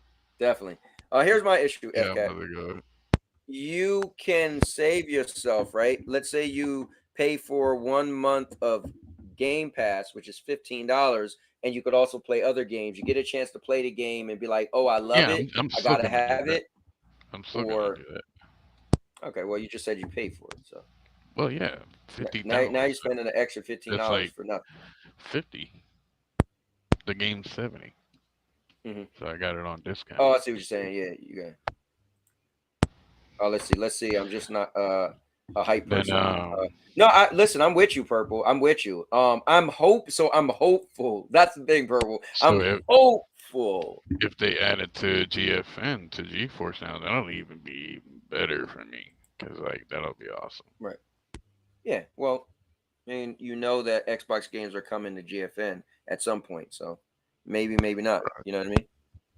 How cool would that be if that comes day and date to GFN with this new partnership? But as Purple said, though, it might not go through. So if it doesn't go through, then well, she's talking about the Activision deal. Even if it doesn't go through, GFN and Boosteroids will still get the Microsoft only. Yeah, that's games. Right. Okay. But yeah, I'm gonna jump out. See you later, Cowboy. All right, man. Have a good night. All right, guys, that was my guy FCAT. Yeah, guys, thanks for tuning in. I'm pretty happy to have the new setup the way it is. Guys, this is the Cowboy Entertainment Studio, and we are gonna be rocking. I'm gonna have a lot going on. I could get in here, get my little workout on. Whenever somebody joins or become a member, then I could come in here, give it a spin kick, do some cowboy stuff that you only see the Cowboy doing. Guys, thank you for tuning in. I appreciate you all. This was the Cowboy King of Entertainment, and this stream was epic. Because I'm a cowboy. Oh, man. With that being said, and now, your mama knows. Write it down.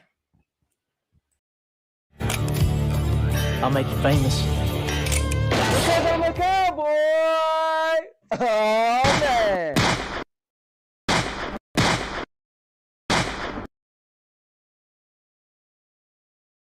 And now, your mama knows. Bruce, unleash the baby god dragon.